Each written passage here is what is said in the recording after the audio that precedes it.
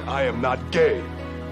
I have relationships with women, sex with men. And I got news for you. That means you're gay.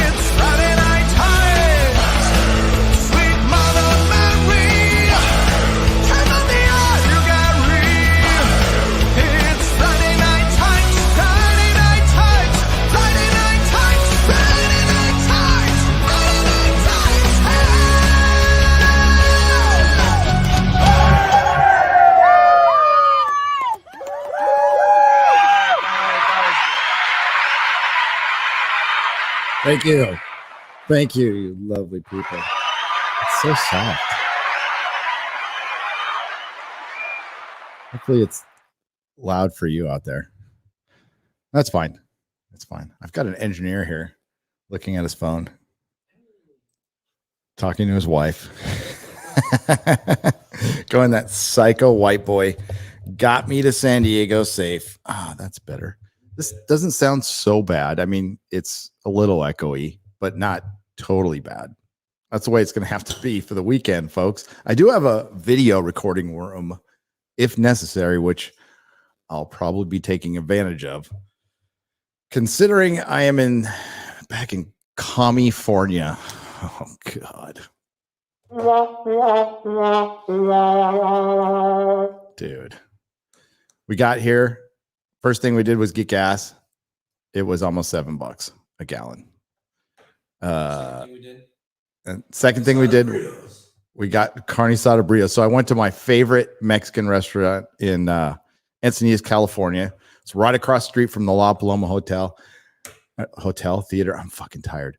La Paloma Theater. It's a movie theater. It's not a hotel. Although I slept there a lot and got really fucking high there a lot. But it's not a hotel. It's a theater. But across the street, there's a Filiberto's. It's a pretty good Mexican place. It's fucking gone. It's temporarily closed. I guess they're refurbishing. I'm like, motherfucker. So I went up to Juanita's and it was great. Oh, it does look good. Yeah, right on. I don't look it. I look tired as I'm getting a little fart sound. Maybe that was just you farting from your carne asada burrito. I just get, maybe it was me. I don't know. What'd you think of the carne asada burrito, dude? It was great. It was. Let me get in camera. It was really good. It's worth the hype. Totally worth the hype. It's like all meat, so there's no filler. It's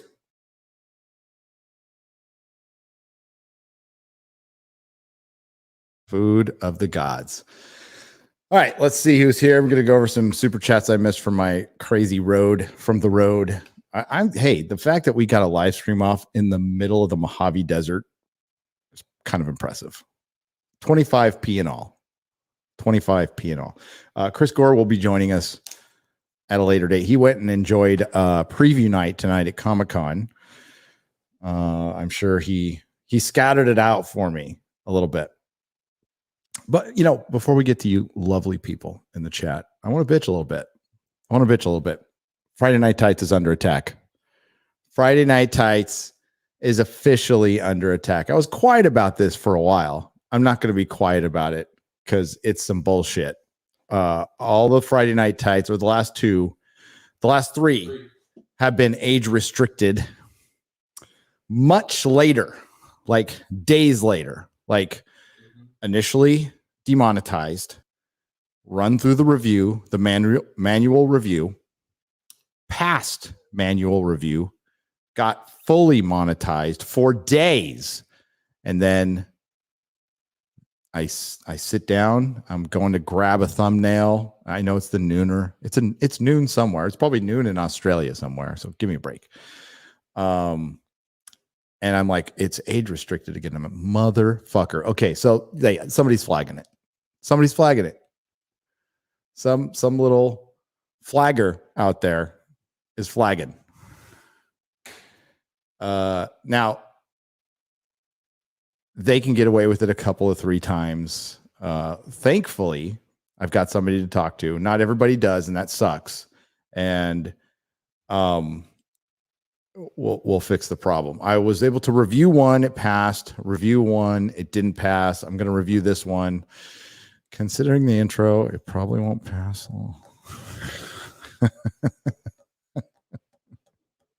It's okay. It's a great show, but you have to be logged in to watch it. That's the deal. It's not just 18 and up. You need to be logged into your YouTube account to even see it. So what it does, it's a way, usually when these things happen, right? We've all got our, I don't know how this is even possible, but we have our enemies or frenemies, whatever they are. I generally tend to lean towards it being another content creator. That's what it usually is 9 out of 10 times. But there's steps we can take to make sure it doesn't happen again, but it's happening. I'm aware it's happening, and that's just how it goes. So we are going to we're going to stay on YouTube. I'm not going to, I'm going to talk to my guy. We're going to stay on YouTube, but we talked about this last week. I will be looking for one single alternative place to put it live, just in case this happens again. So, we're in talks with somebody hopefully soon, and we'll see what happens. But, yeah, I mean, it's just, that's life on YouTube now. It's not going to change the show or anything like that. We're going to be the way we're going to be. It's going to be on Friday night or afternoon. It'll probably late. We apologize, and nothing else will change. We just want to make it people aware that I'm aware of what's going on. And, I would think if, say, my videos were getting hit, or the real BBC or the Nooners were getting hit, I'd be all, okay, it's a bot. None of those things are getting hit at all. Not with demonetization or anything. So, obviously, it's somebody. It's all right. Usually works for a while, then it stops working once the algorithm figures it out. And plus, I make my partner manager aware that's going on, and that's that.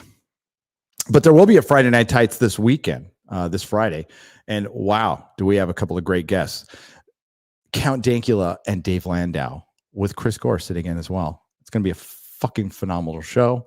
Chris Gore will be sitting, I think, right next to me. Quarter Black will be on the other side. We'll be sitting right here at this little bar with my Prada sign in the background. Look at that, Prada! Oh my god, shoes! Oh my god, shoes! Those shoes cost $300.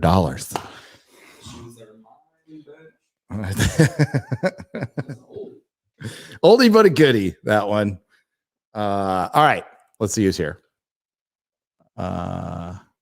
Nice guess. Yes, those are Some nice guests. Vertical Horizons, welcome. Big Chungus, what is up? Firefucks. Noriko, hello. John C, hello. Eric K and his wrench, hello. I think he's down here. You're down here, aren't you, Eric? Did you make it down here? Giant Rat with 2 T's. Is that like the band? What was that? What was the lead singer's name again? I'm tired. I usually know this. Steven, not Tyler. What was his name? He lived 2 blocks away from me in La Costa, like when I was growing up. Like he bought a house in the suburbs.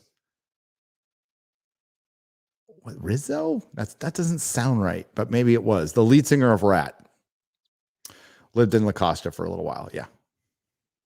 Not Stephen Piercy. Maybe that sounds right. Was it Stephen Piercy? I used to know his name, and I'll probably know it tomorrow. Stephen but Piercy. Yeah, I've been driving in a car for 2.5 days, so I'm ragged right now. I'll be honest with you.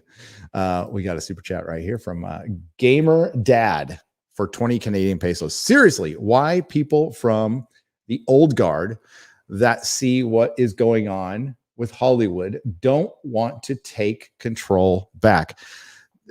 It is that, I mean, Gamer Dad, that is probably the most important question we have been asking in this sphere for years. And people have been asking it before me. And it started in other places too, right? So we had all the gates happened. And then, you know, the fandom menace, and, you know, it's gone beyond hashtags. That's why I was, okay, we're going to dial back the conversation a little bit. We're going to go to the fandom menace. And what I've always said about that hashtag, it's a hashtag. You can use it. You cannot use it. You can't join it. You can't quit it. You can't be canceled. You're not entitled to anything from it, but you can certainly use it. You can still use it today. And it was relevant for a good couple of years, right? But it didn't die. It evolved. It evolved into something much bigger. See, when you use the hashtag, they can put you in a fucking corner. We learned that from Gamergate. We learned that from Comicsgate, right? And it's evolved into its own thing, and it can certainly be its own thing, and it's certainly still around, and it's more relevant than Gamergate's just brought out by the people who want it to exist. So, you know, like the Brianna Woos of the world and all that shit. But my belief is, like, I like the term the fellowship, but people use the rebellion, or use whatever you want. It doesn't matter, because there's so many of us now that they can't fucking corner us into something and call us, quote unquote, a hate group. And do we even give a fuck if they do? No. The answer is no. I don't give a shit. But it's always just a hashtag. That's all it all can be, because even in that Fandom Menace article, the Salon article, where they said that you are winning, which you are, they said that it's this like nebulous thing. And you're right. It is. There's no organization. There's no leader. People come, people go. But what it is it's a customer movement, a paying customer movement. We're reminding these platforms for content right now who's the fucking boss, and who's always been the fucking boss. And it's working people. It's working people checking in on their YouTube channels at work, driving around, moms, dads, even some kids. Of course, they're above the age of 13, YouTube, that want our culture back. And they see the importance of quite frankly, an abandoned portion of the culture, something that the right, the center completely ignored, walked away from, and it got absolutely bulldozed. It got fucking bulldozed. And some of us cared and started speaking out. We sat through the, why do you care so much? Fucking nerd. Whatever. None of that shit bothers any of us anymore. Fuck you. This is important. And now people are starting to wake up, and it's good. It's good. And I know there's been a ton of frustration with the normies, with the right-wing pundits who like will sit there and call out woke shit all day and then get on their fucking channels and go, Last Jedi was pretty good. And it's like, shut the fuck up. And then or worse yet, fucking gamer virgin in your basement, cousin humper, fuck you with that shit too. That's changing. That pendulum is swinging.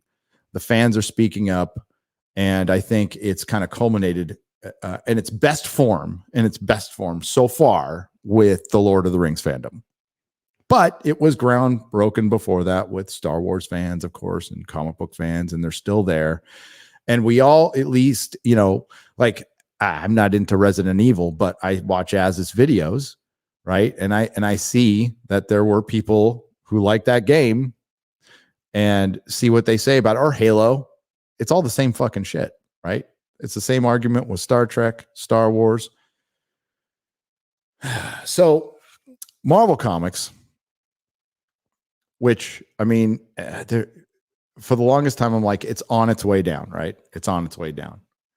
Well, it's about to hit the bottom. If you can't call the fucking X-Men the X-Men, if that is true, they're fucked. They're done. Kissing goodbye. They are so painted into their fucking woke corner that they can't use their second biggest brand. And it's the biggest brand that they own. It's the fucking biggest brand that they own. The motherfucking X-Men. And they can't say it because of fat little hacks like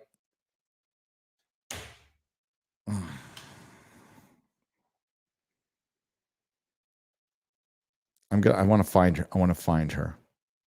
I want to find her quote. Hang on. Give me just a moment.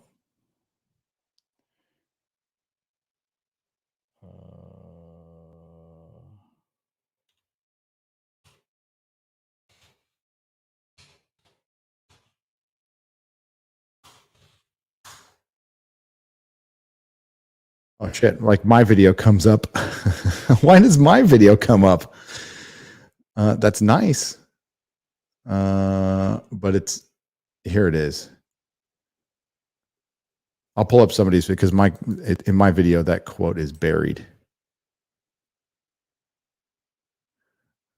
Maybe there's Alonso, X-Men, updated.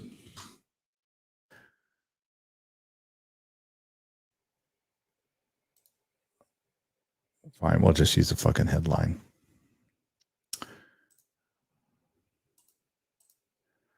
This is your end of Marvel, folks.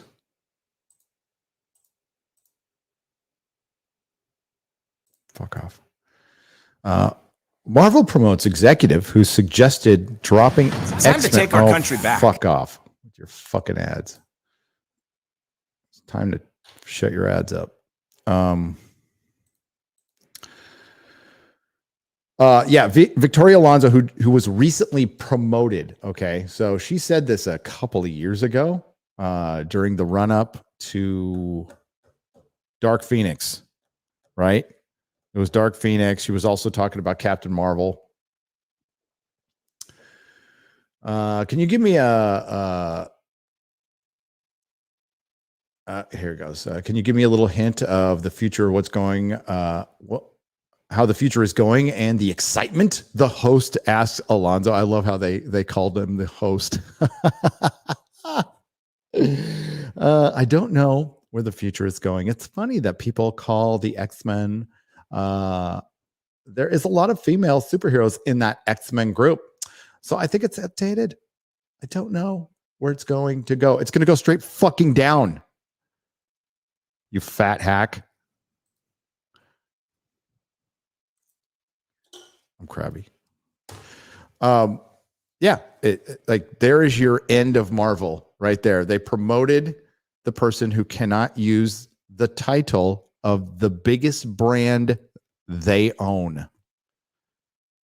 Now, some may argue, well, the X-Men isn't that big of a brand. I'm talking about like the whole of their history.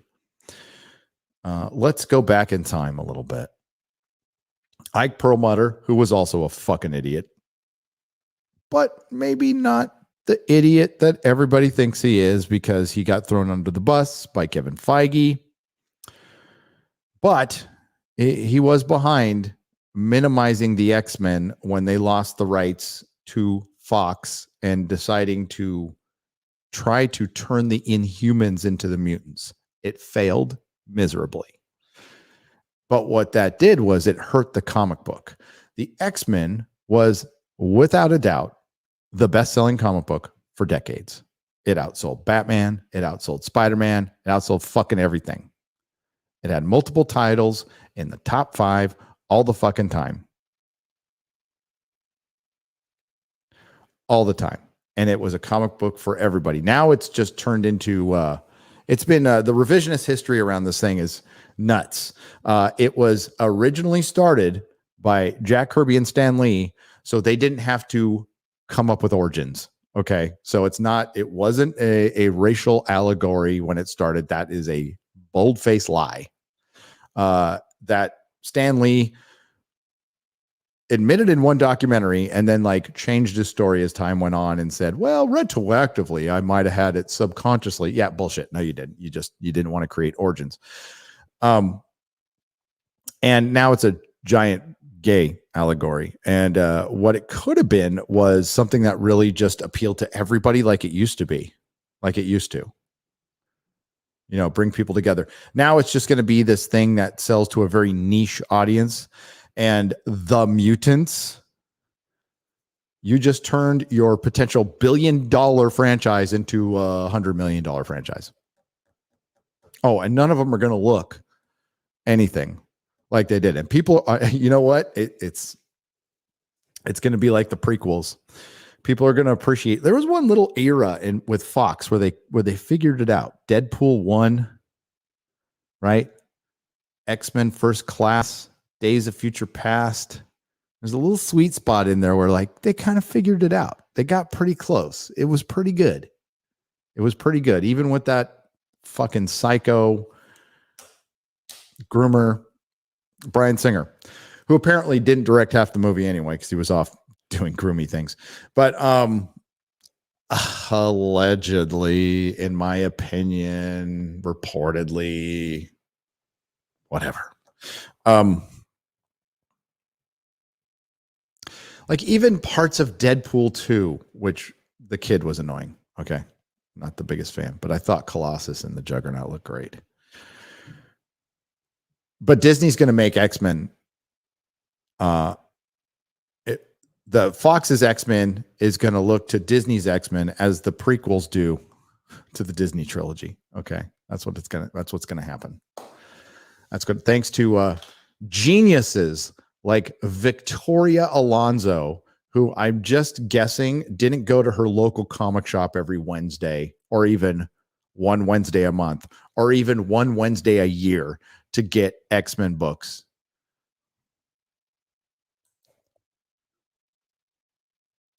She's an opportunistic producer who will use her identity, who will use her sexuality to get what she wants. Because that's you know what? You almost can't blame her.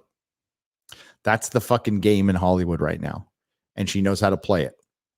But she's a Hollywood producer, which are mostly scum of the earth. Just mostly scum of the earth. They're not creative people. They're fucking glorified middlemen and women who don't have a creative bone in their body. You know, it was we were told that the Reed Richards spaghetti scene in Doctor Strange Mom was Kevin Feige's idea. Mr. Comic Book, Kevin Feige, Mr. Comic Book, who said he's actually a bigger Star Wars fan than he was a Marvel fan. Never really bought the comics, but he watched the cartoons and bought a couple shirts. Remember that whole narrative? I thought it was true too. That he was like, he's a comic book guy. He knows the canon, man. He knows what he's talking about. No, he had a lot of people who knew what they were talking about, and he systematically got rid of them. And now we are left with Feige Marvel, and it's shit. It's shit. Now, there's a lot of shills out there who are worried. They should be worried because the thing they have hitched their wagon to is faltering. And we all knew it was going to falter. We all knew it was going to fall because we read the comic books and we suffered through the all new, all different. And we knew that this was the proven ground and this was going to happen. And now it's dying. And a lot of us are going to say, we told you so, with no sympathy or empathy because of, well, instead of going, maybe even considering it. Nobody asks you to agree with everything we say. That's not it. But just consider the possibility. Consider the possibility that we might not be the things you think we are. We might know what we're talking about. And in turn, you might have not noticed that you're actually doing the things that you thought we were. Being racist, I'm being very specific. By Odin's fade. So fans are pissed. They're going to speak their mind. And as many have said, including my good friend Jeremy from Geeks and Gamers,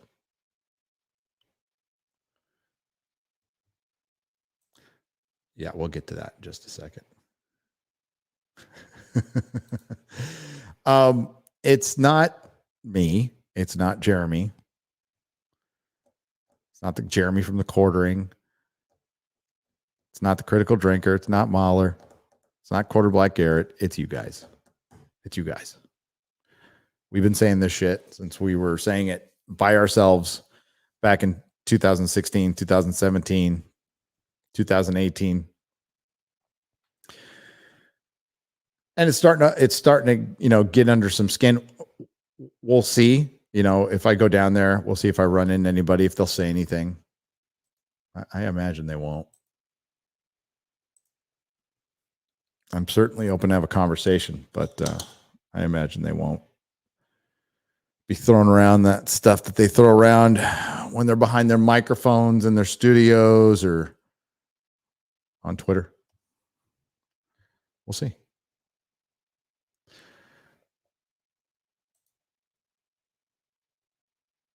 Yeah. Yeah, Namor. I mean, so my next video is basically just running down, Thor dropped 68%. Surprised nobody, to be honest with you. This is shit we're talking about. We just had the third big Marvel heavy hitter disappoint because Spider-Man didn't set lofty expectations. It did exactly what a hit movie does. That's popular with a lot of people and gives fans what they want and doesn't fill it full of woke shit. There's definitely a couple woke things in there that I have a problem with, but overall it's a crowd pleaser, and it brought back Toby, dude. It brought back Toby, and Andrew Garfield actually hit it out of the park too. So that's why it made its money. It was just fun. It wasn't preachy. It didn't force some fucking stupid woke character on you like America Chavez or Miss Marvel or any of that shit. It had 3 Spider-Men, dude. Of course it's going to make a lot of money. And it's getting re-released in September, right? And it's probably going to kill everything up until Avatar. Shit. Who knows? Who knows what that thing will do? It'll make a lot of money, and deservedly so. But then their other heavy hitter, Doctor Strange, they brought in Raimi and they fucked it up. And Thor was a disaster, absolute disaster. And that's an OG. That is a Marvel Phase 1 character, an OG character, and one that Marvel initially did the impossible with. Thor, Captain America, Iron Man, B-list characters at best in the comic books. Their sales were average, okay? Good to average, nowhere near X-Men, Spider-Man, Batman on the other side with DC. And Marvel did the fucking impossible. They made Iron Man and Captain America as popular as the X-Men and Spider-Man for a little while. Then what they do? Kill them off in the comics. And then what they do? They killed them off in the MCU. And then they're getting the same results in the movies as they did in the comic books. By the way, this comic book industry, comic book pros, of course the comic book pros are going to try to spin things because they're scared they're going to have to go out and work for a living. Their Netflix deals are drying up. So all the big names that went to Hollywood to go make it big will be returning to comic books for less money, by the way, to eat. But not because they love comics. And that's been the biggest problem from the get-go. We miss the Roy Thomases, the John Burns of the world who actually loved comic books. And that's all they ever wanted to do. No, we've got everybody wants a Netflix deal, and I guess I'll do a comic book to do it, but I can't wait to get out of this.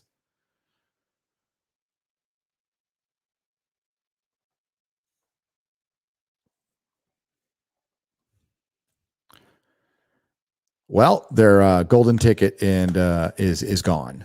Is gone. So yeah, we have Aztec Namor, the feathered serpent. No, that would actually make sense if he was Quetzalcoatl, but no, he's Aztec Namor. That is dumb. And they're relying on you to say dumb, and then they're going to look at those bigots. You know, that's like, let's get largely a landlocked empire and equate it to a water superhero. Okay.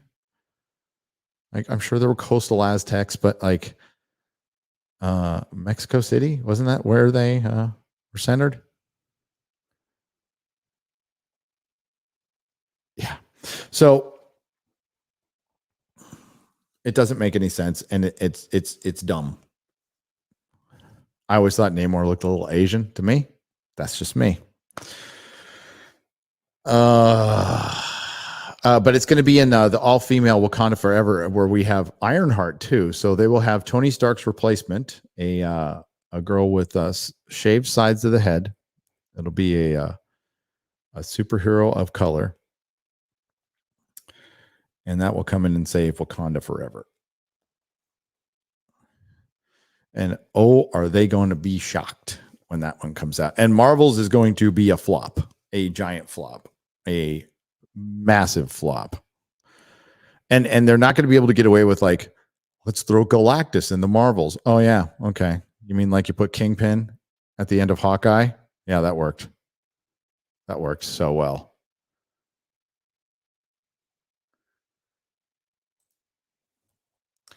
Oh, that's 2 of 2. I need to get number 1. All right, let's get number 1 first. Hail, Gary. You hear about how bad that dumpster fire is at Netflix Resident Evil series, or how bad of a dumpster fire the Resident Netflix Evil series is? I hear it is so bad that after he turned it on, Crip Daddy got up and changed the channel. It's that bad. I heard that too. I heard it from Crip Daddy. He told me himself. He said Berwick ran down the street screaming.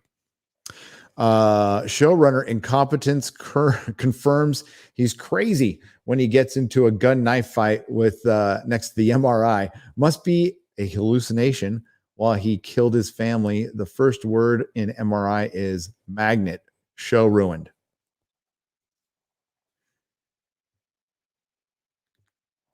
I didn't see the show.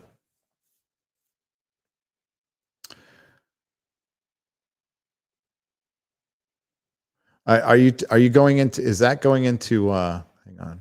Oh, that's a different 2. God, I got 2. Hang on. Are you talking about Terminal List?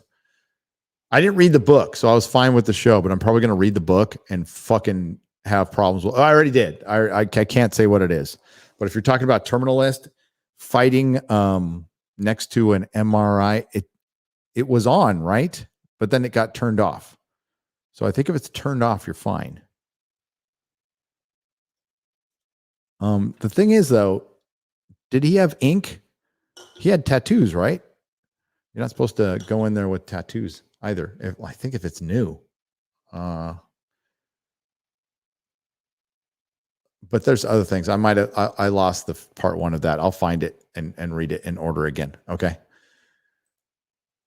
Hail, Gary. I really appreciate your channel and your knowledge you bring to nerd culture. Here's a few bucks. Thank you. Solid 36 for $20. I appreciate it. I wish I was more awake. I will have more energy for Friday Night Tights. I promise you. And for the meetup tomorrow. I wonder how much of the racism we see from the white liberals is actually racism or just elitism. Jack White for $5. I think it's a both. I think it's truly both.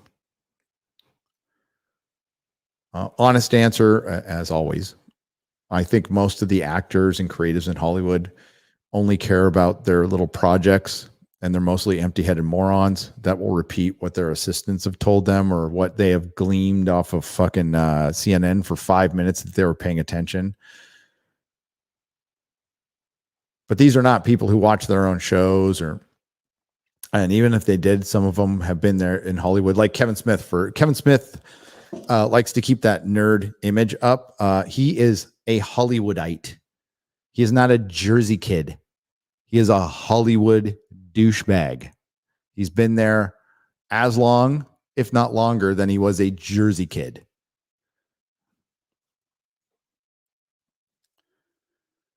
Could you imagine Kevin Smith from the first Clerks movie talking about toxic fandom?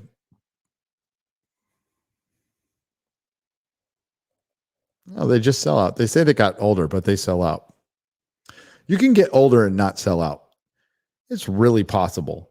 It's this like really attainable thing. You can get older, you can be responsible and not be a fucking sellout. You can still have some principles, right?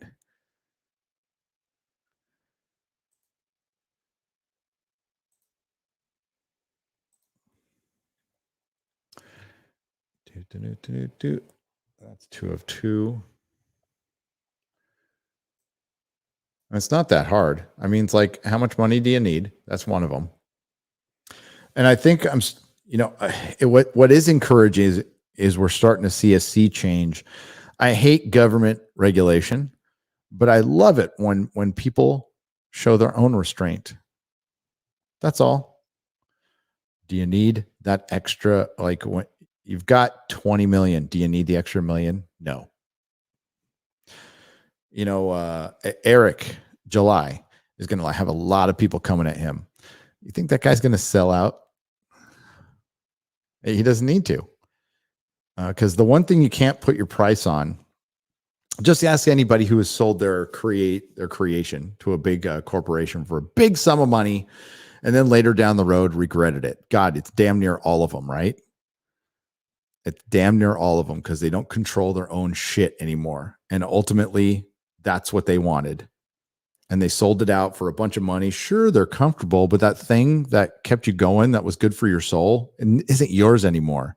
Ask George Lucas. Do you think he's really happy with selling Star Wars? I'm sure he's got a big, fat sum of money, but he already had one. No, George regrets it. I promise you, George regrets it.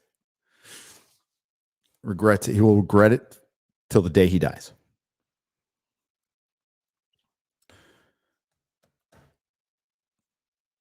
You can't put a price on being your own boss, having your own creation.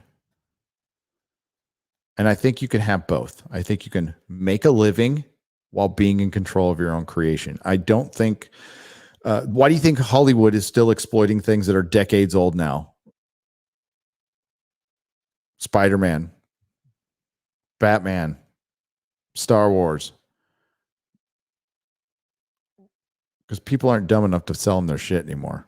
They shouldn't be. And Hollywood's too stupid to make the stuff that they can make without having to pay think of some characters from the 30s, like The Shadow or something like that. They could probably go Solomon Kane, two characters that I love, that Razorfist loves, that a lot of people love, that you can go out there and make something badass. They can't make it. It's the same reason they can't make a proper Lord of the Rings show now. And it's not even won't anymore. I used to say the word won't. No, it is now can't.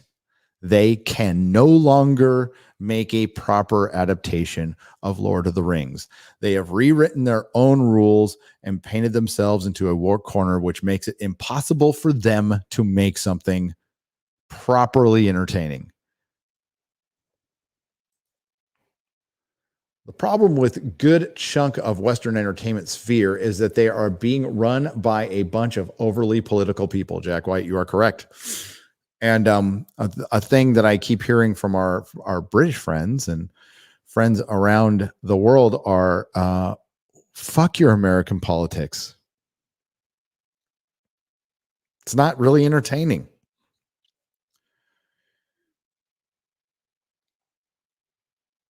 You know who's gone off the deep end, and it's very sad? Russell T. Davies. Russell T. Davies gone. For 5917, Jay Schwalbach. How are you? What do your friends in the comic stores in San Francisco say about the Ripaverse? Threw some cash at X-Ray Girl. Poor choices. Oh, thank you. We love X-Ray Girl. Sorry, this is like really small and far away. That's better. I had to do the same to you. To bring back my manhood support. See you in Vegas. Hail Streamlabs. Hail Streamlabs. I didn't put it up for this one because I'm supposed to read the old super chats and call it a night. Yeah. We love X-Ray Girl, but watching Poor Choices. Okay. Sheev Burger for $9.99. Congrats to Ripa. Probably wasn't expecting the amount of customers. So I'm fine to wait a couple of months, just not 2+ years. Like Wrecked Planet, says Sheev Burger for $9.99. Yeah, I think I don't know if you're even gonna have to wait a couple extra months. I think he reached his print limit. I think he said of 27,000, but that was on one cover. Don't quote me on any of this because I don't know. I know Eric had a bunch. The comic is done. So what they have to do is print it. So you don't have to like wait for, at least for number one, for the comic to be done. I think they're already working on number two. And I think it's a longer book. But if you get it like on a quarterly schedule, I think that could work. I don't know how possible that is. Sheev, thank you. I appreciate it. But Eric will come through. I have no doubt about that. He's on it. He is on it, and I am excited. What do I think my comic book brethren in San Francisco think? Hard to say. Of the ones I know that are still around, Hibbs will not buy it. He will absolutely hate it based on Eric's politics, even though Eric's politics won't be in his book. But Brian Hibbs is a native San Franciscan who doesn't know how to drive a car. The only places he's ever been, he's flown to, and it's usually because he was flown there by DC. A lot of payola. Kind of a numbers genius when it comes to like breaking down profit and losses and skew numbers and all kinds of shit. But for a bookstore, but as far as a comic shop owner, I wouldn't call him a comic shop owner. He never believed in back issues, thought they were a waste of time. Saw the potential with them when he finally bought my store, and then saw how much work they were and said that they're lame now. And no, the fact of the matter is back issues can become the most profitable thing in your comic store, but they're work. Yeah, you got to alphabetize shit. You got to buy books. You got to make sure they're presentable. You got to grade them. But I would rather do that than bring in a bunch of Baker Taylor boxes of Captain fucking Underpants or blankets or fucking Scott Pilgrim. That's just me, because I'm a comic book fan, not a book. I'm a comic book fan and a comic book owner, and I ran a comic book shop, which had comic books, not books. James Sim at Isotope, a generally pretty cool guy. I think he would probably try it. I think he would be the one guy who would try it because he's a pretty cool dude. Frank at Amazing Fantasy wouldn't know about it because he's never on the internet. He's a boomer. But he's a nice guy. He's a really nice guy. Cards and collectibles on Geary. They like toys. They're really aloof. If it could bring them money, they would probably take a shot at it. But they're not like. I'm just saying this is a joke. I've always thought that place was kind of a front, but that's me. I don't know that. That's just always been my guess. It could be totally wrong. I went by there. COVID was still going around, but I went. But no, it was done. But I went there. It was my last trip to San Francisco, and I wanted to go in there because I've been there forever. And they were only doing drive-up orders and internet orders. They weren't letting people in their shop. I will ask. You know what? That's what I will do. I'll tell you right now what Eric is going to be met with most comic shop owners, and I will preface this by saying it's a total disappointment. He will be met with skepticism, tons of it. And most won't even give him a shot. That's been the biggest problem with comic shop owners. I love them to death, but they're their own worst enemy. They're their own worst enemy. And they had the power to stop so much of this shit. And a few people did. A few people did stand up and say, fuck no. And they got crushed. So you know what they did? They said, fuck you. And now they're still around. And most of the people who bitched at them either don't have employees anymore, online only, or are closed.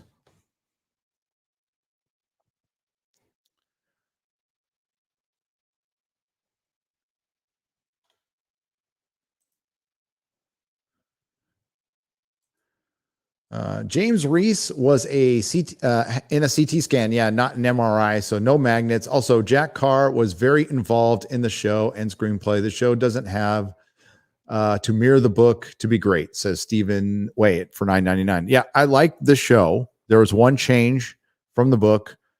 I would have preferred they would have kept in from the book, and we know why they left it out. And if you've read the book, then you know what I'm talking about. Still found the show very entertaining, and I look forward to season 2. I do. It was a fun watch with me and Mel. Rush Pabs for $50. Thank you very much. Cancel Prime Day, 9/2/22. Do it, Gary. Start the movement. Cancel Prime Day. Dude, it's a $1 trillion company, but even they cancel shows. So I would, definitely say if you, unless you're like, I create content, so I got to watch it. And I'm going to review it. I'm going to be honest about it. But if I didn't, I probably wouldn't watch it. Because it's not even really the show.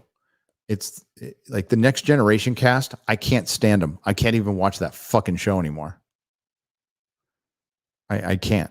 Like DS9 has now my second favorite Star Trek show. Easily.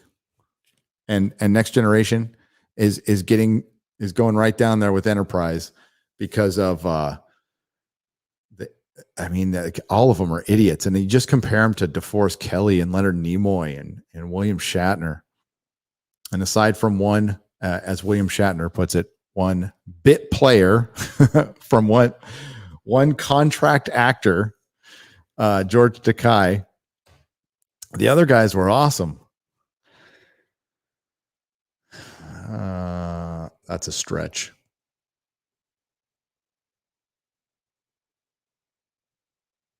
Yeah, they have to survive.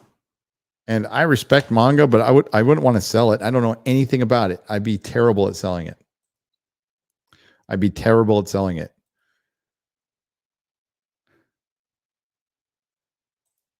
DS9's the shit. Not going to deny that.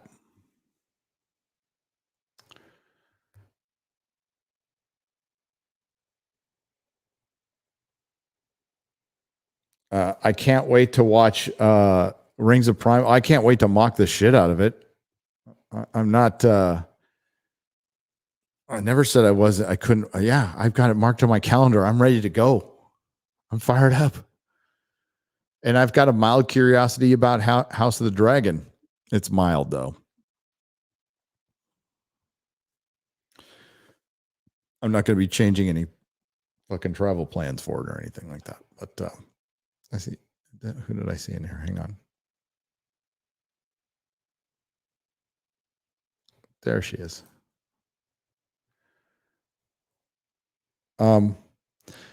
Yeah. It's only 11:13. This is like sometimes I start recording videos at this time, Nerd Cookies, but I'm fucking beat. I am wiped out from the road. Especially after I had a delicious carne asada burrito. All right, I'm just going to get some of those road super chats here. Hang on.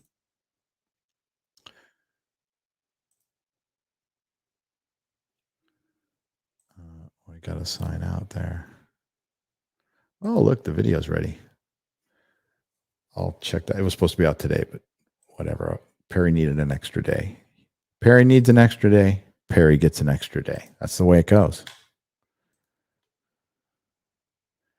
All right. And I'm slowly getting over to. Oh, yeah. Dave Chappelle got his show canceled. Was that venue like just want to go out of business? I mean, this isn't like, canceling a Bill Burr show.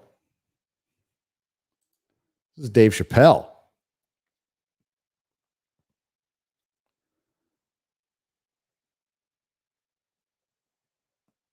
Hang on. It's taken its sweet ass time. There we go. Okay. Oh my, that is a lot.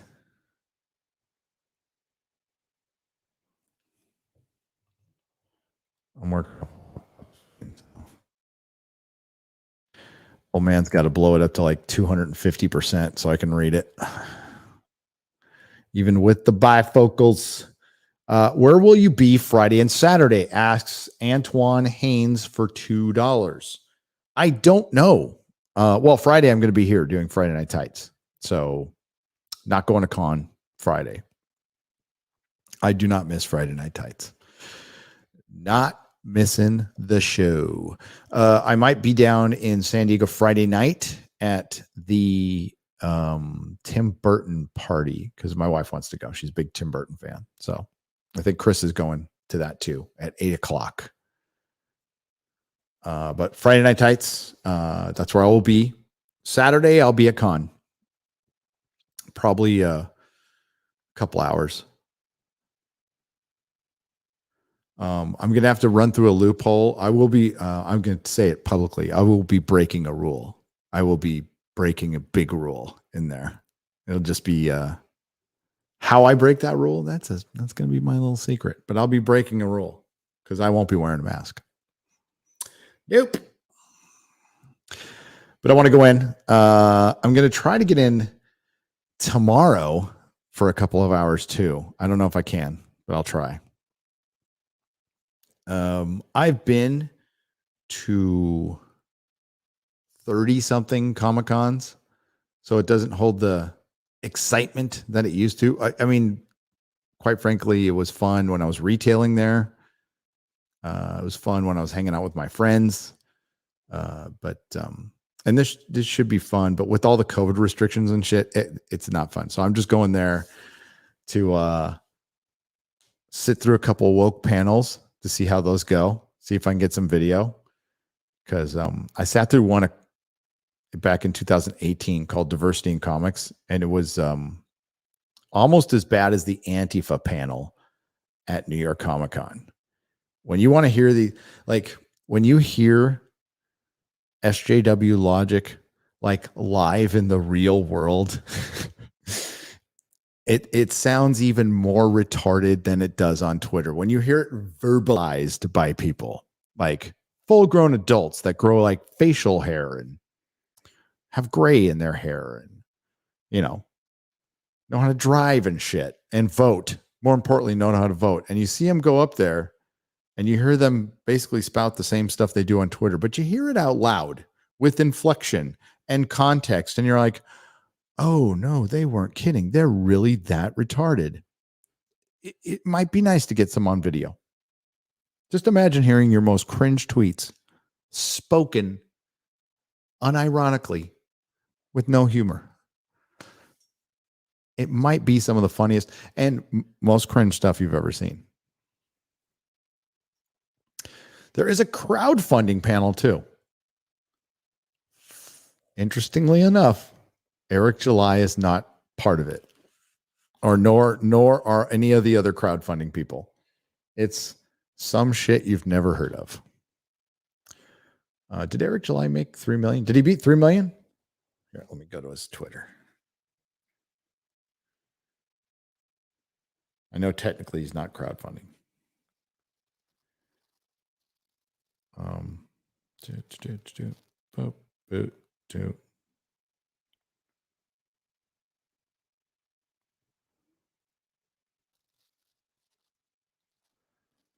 There he is. There's my man. His videos are awesome.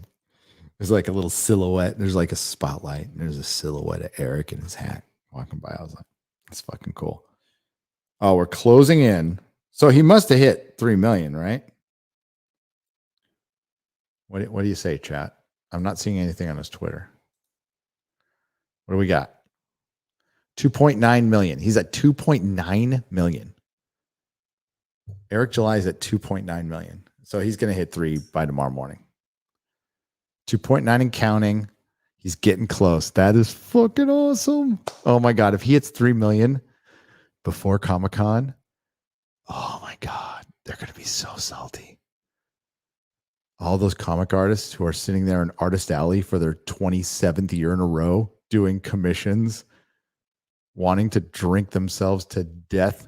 By the way, I'd be like, you would think you'd be happy in that job, by the way. I get to draw for a living. And that's the thing that gets to most people with the actor, the adult pretenders, the creatives. They're sitting there writing these pretend things for, I'm sorry, like I love, our mythology is important. Our stories are important, but like perspective is more important in the grand scheme of things. If the great electromagnetic pulse hit and nothing electronic would happen, and we're back in the 1800s, none of that would count for shit. Okay. It would be who knows how to ride a horse, who knows how to hunt, who can get those gas lamps going again. It's like, just know your perspective going, you know what? I get to doodle for a living. That's pretty cool. What a great country. I get to doodle for a living. I get to like draw this little man or woman or animal in tights, and it makes people happy, and they want to come see me. They want me to sign this stuff. I've got the greatest life. You know, and you see very like 1 out of 100 creatives are like that. They're like these little pockets of joy because they know they're the luckiest motherfuckers alive. Just go out there and just like, you know, like nobody cares what the artist of Savage Dragon thinks about foreign policy.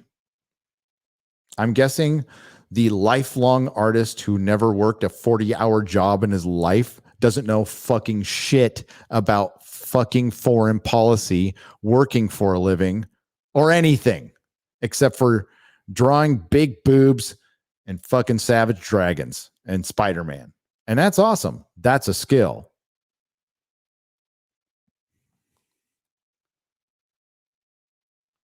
You ever fight a fire? You ever work on a car? You ever build a house?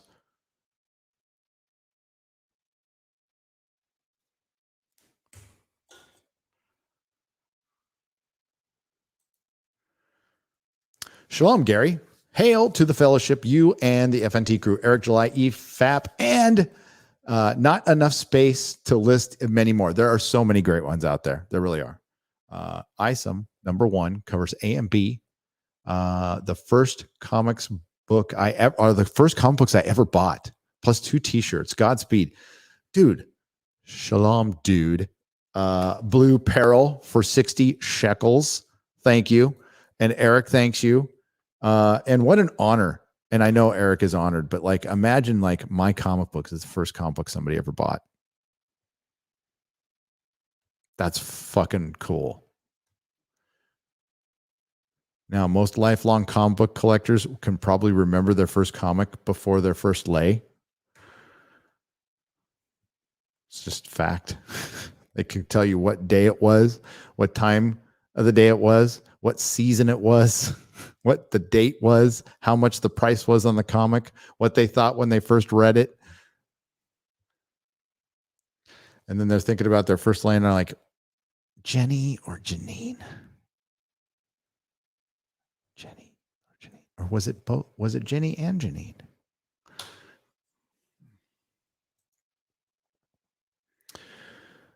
Beat Bot Boop for a British, £1.79. Proper money. Preacher is a great comic and awful show. I agree. I like the first season, but like most streaming shows, Beat Bot Boop, it went to utter shit amazingly fast. So yes, overall, absolutely a terrible show and a great comic book. Effing Boomer, LOL, says, dude, I'm going to get boomered a lot. I'm reading the super chats from my road stream. Chef Nick Nero, guilty as charged for $4.99. Thank you. Eric K for $2. Drive safe. Get Garrett some beef rolled tacos. We'll get those next time because I ate them. Bass player, thanks, Eric. Bass player 2011, iffy for $5. We were somewhere around Barstow on the edge of the desert when the drugs began to take hold. Yes. Fear and loathing, baby. We listened to it was basically my country western drug songs my dad listened to in the 70s mix. We had lots of Johnny Cash, so Cocaine Blues, Folsom Prison Blues, Merle Haggard. What was the fucking Merle Haggard song? I can't remember what the Merle Haggard song was. Son of a bitch. Then, you picked the Lord, It's Hard to Be Humble. You picked A Fine Time to Leave Me, Lucille. Family Tradition. That's all stuff my dad used to listen to. Hank Williams Jr., that shit. My dad was a fucking redneck.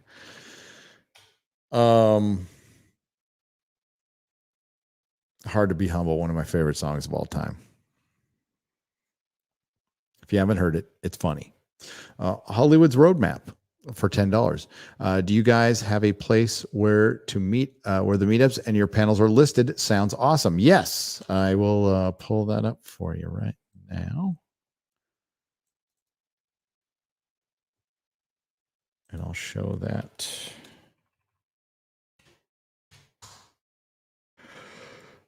Excuse me. Tired.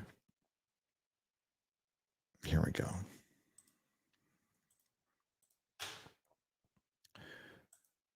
I had some bad times. Lived through some sad times. This time the hurting won't heal.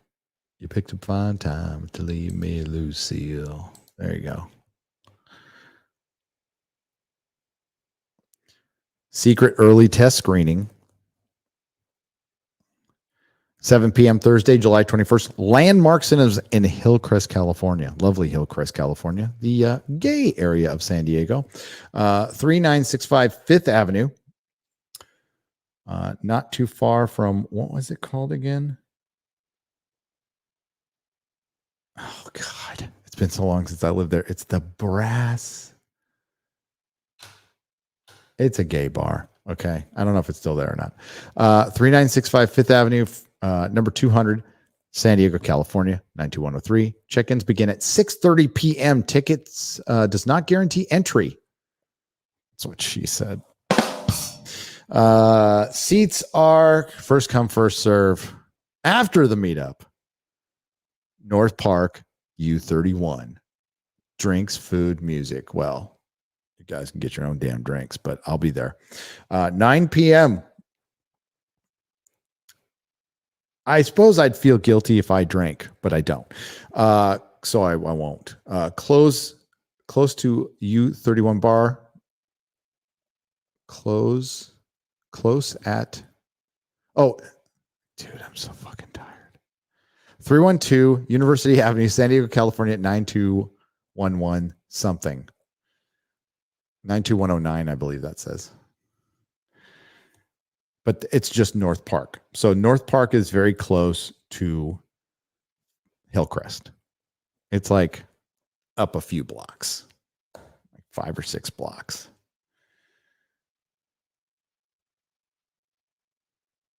It's not quite. It's at University Avenue, right? So it's not El Cajon Boulevard. Okay. It's where the hookers are.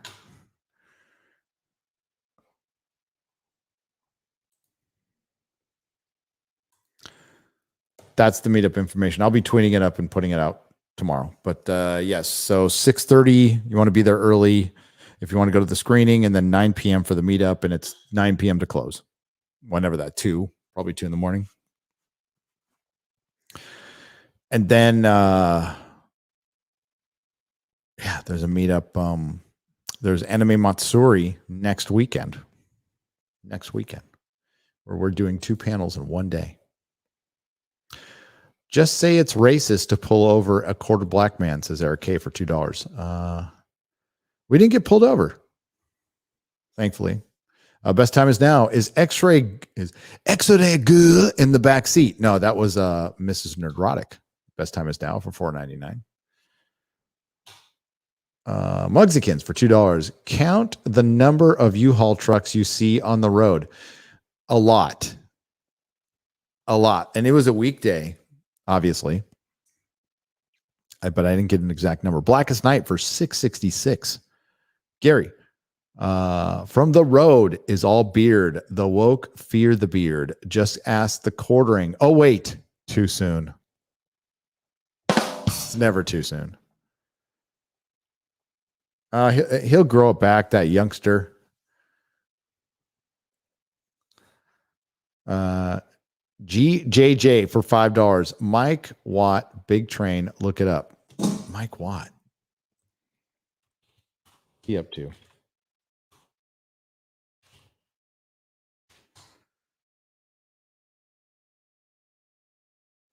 Oh, yeah, because we were looking at a big train.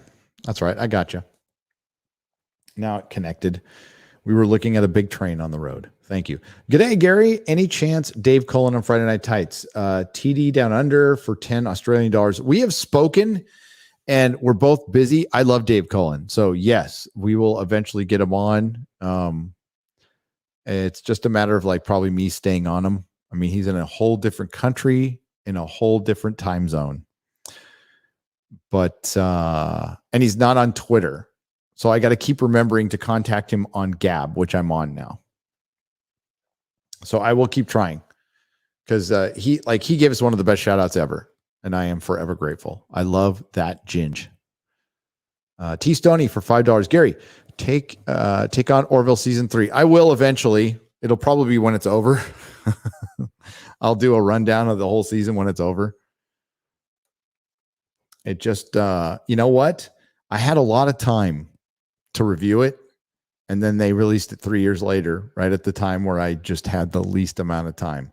I've watched a few episodes, and so far it's pretty good. It's pretty good. Yeah. Modalicious for $5.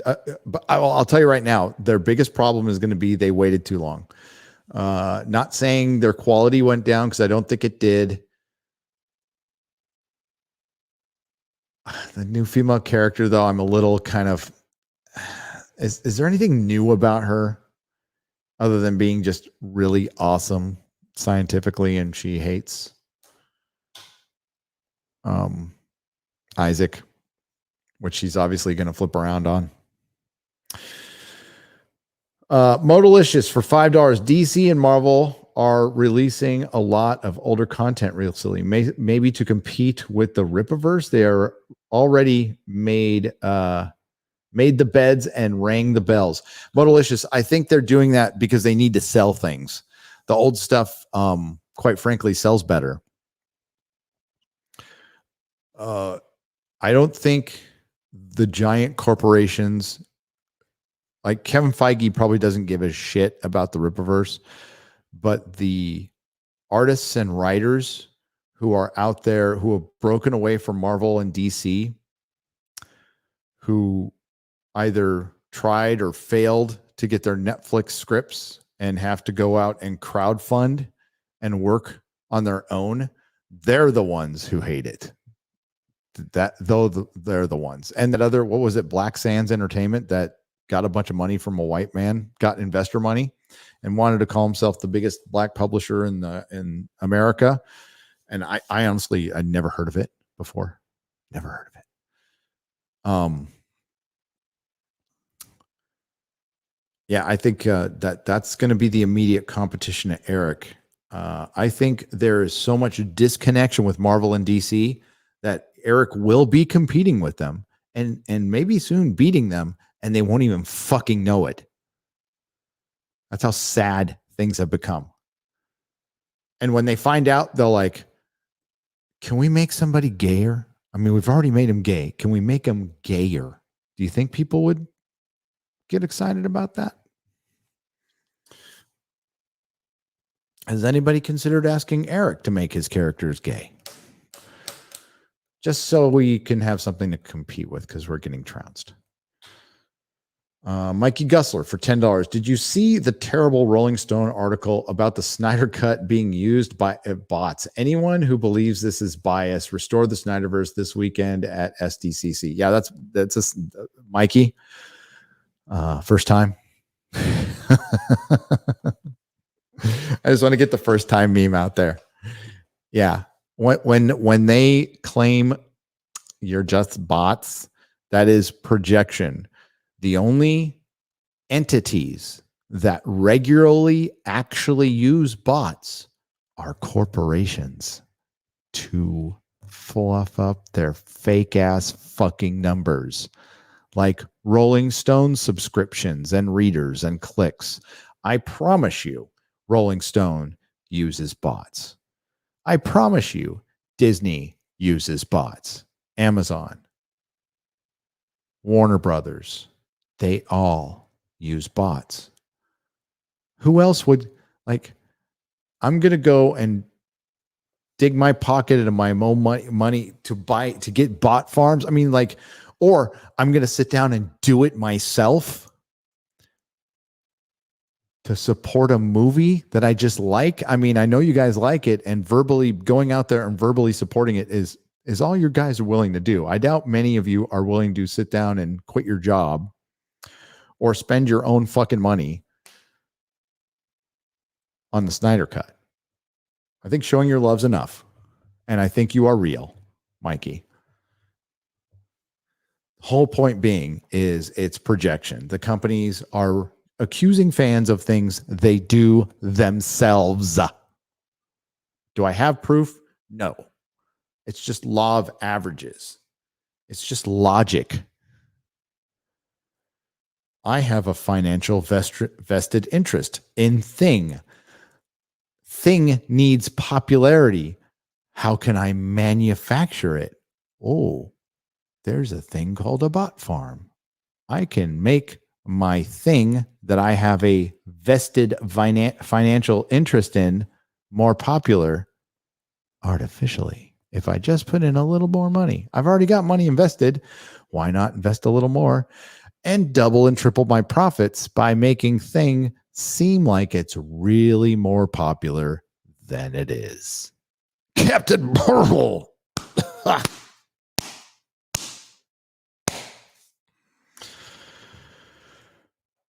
Yeah, you're not bots. Pay it no mind. I mean, for one, isn't this article like 3 years too late? 2 years too late? I mean, bring it out when what wasn't the Snyder Cut like the most popular thing on HBO Max, the best-selling fucking Blu-ray for a while? Like even people who said like, listen, I hate this thing, but like it's clearly better. Like this version is clearly better and people are clearly watching it. And I promise you, Mikey, if they would have released it in the movie theater, it would have made $100 million. It would have. I wish they would have. I really wish I could have seen it in IMAX. I know there's a rumor out there, Mikey, that Henry Cavill might be showing up. I hope he does. I hope they give him a Superman trilogy because that's like 5 years too late. I mean, he should still do it. You know, I've always been on, despite you disrespecting my all-time favorite comic book movie, I still love you, Mikey. Where are you going to be? Oh, I've read that one. Is Vegas 22 BoomerCon still happening? Absolutely, Bert. It is. I mean, the Orlando event and the Vegas event are our two big events. Those are the two big ones. Those are the two big mamas. So Jeremy and Ryan are taking point on Orlando, but I am still involved. Like it's going to be our thing. I am taking point in Vegas, but they are still involved. Now I heard Jeremy saying like, oh, I might make it. He'll fucking be there. You think Jeremy would be able to stand the FOMO of all of us having a great time in Vegas and he's going to be at home? Come on.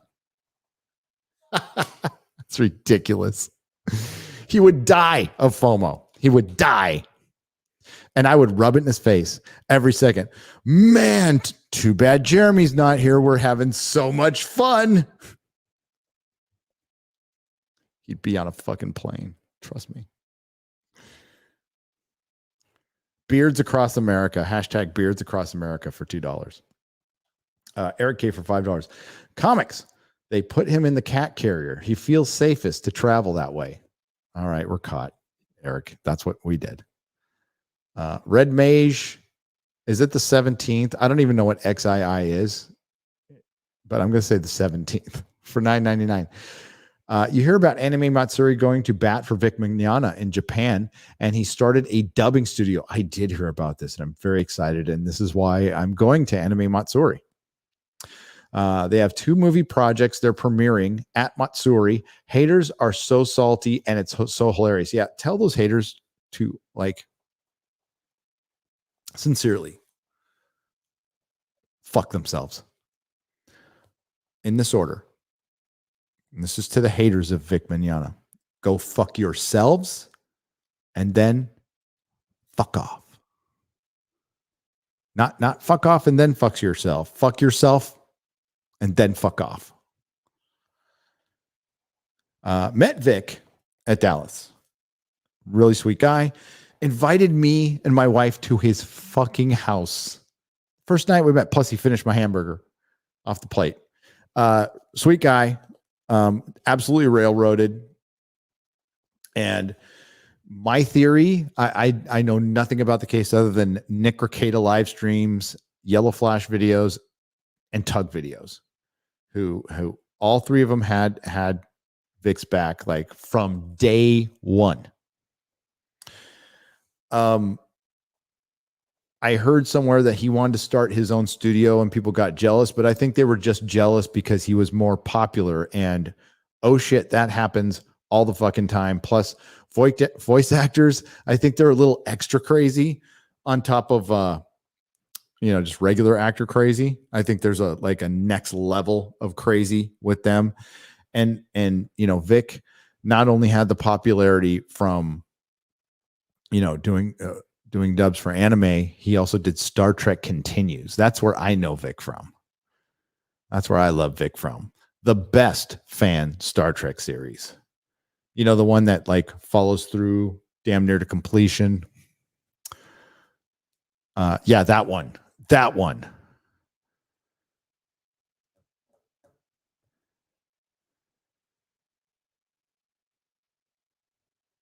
And even when I didn't know what was going on, I still I won't say any names. This was like a long time ago. My channel was not that big. The only guys I still talk to after this event was the Popcast guys because they're classy guys. They're good guys.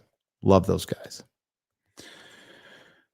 But there was a certain channel that had a certain fan project that wanted to have me on, and I specifically said, I'll be on, but I ain't talking about Vic because I don't know Vic. I know him from Star Trek Continues, but I've heard accusations. I haven't seen any proof. And I just let's talk about Star Trek. Let's just talk about stuff. Starts talking about fucking Vic. So I didn't say anything. I just shut up. It's his podcast. I'll be quiet. And again, this is when I wasn't that big of a channel. I still had a job at Tesla. And it was like the first thing I ever asked, and it wasn't even a demand. It was like, hey, can we not do this? Can we just stay off the subject? And I was told we could. And then we immediately didn't.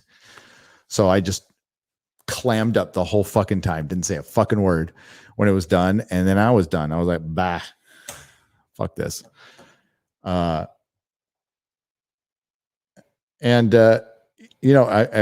thought then what I think now.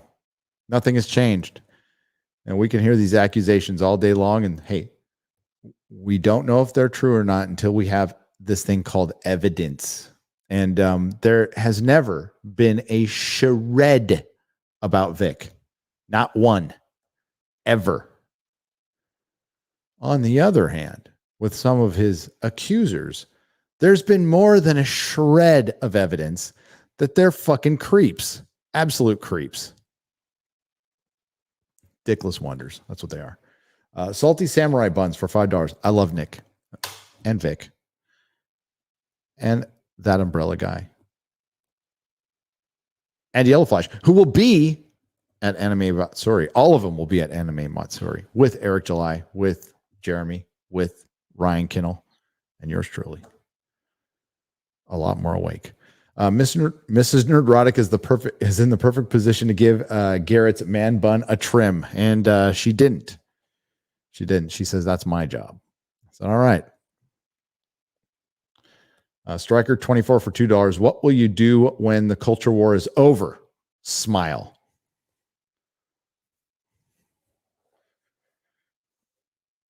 Smile and review television and film the way I intended to in this channel when I started. Striker 24, I wish it was over tomorrow. I really do. But I'm here for the long haul. Have been and will be. Big Raj, thank you again for the $1.99 Canadian.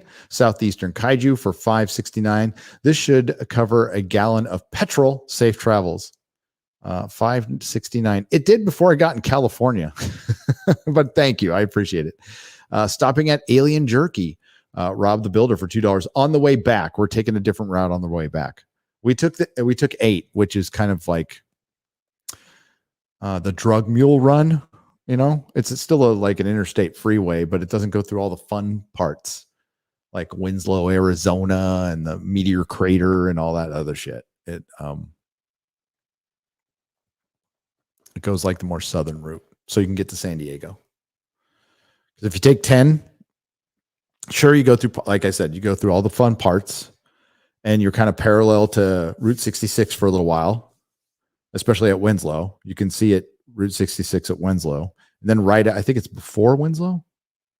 It's either 40 miles before or after Winslow is Meteor Crater, which like you absolutely have to see. If you're within the vicinity, do not pass up going to Meteor Crater. It's fucking awesome. It's a big hole in the ground, but it's a meteor. And it's like one of the most well-preserved ones on the planet. And it's fucking huge. Yeah, there's lots of fun shit out there.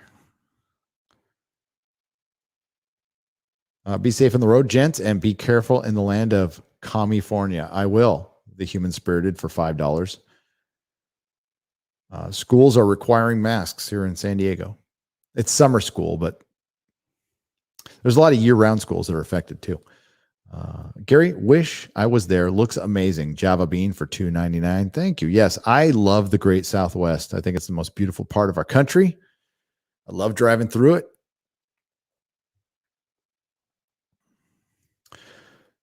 What is the worst trailer for a movie and why is it Rob Zombie's The Munsters? The movie should have been in black and white. Matthew Hammond for $4.99. Yeah, that trailer it looks like a fucking student film. And he cast his wife as Lily and it looks terrible. It does. I know some friends of mine are excited about it, but it being in color kills it.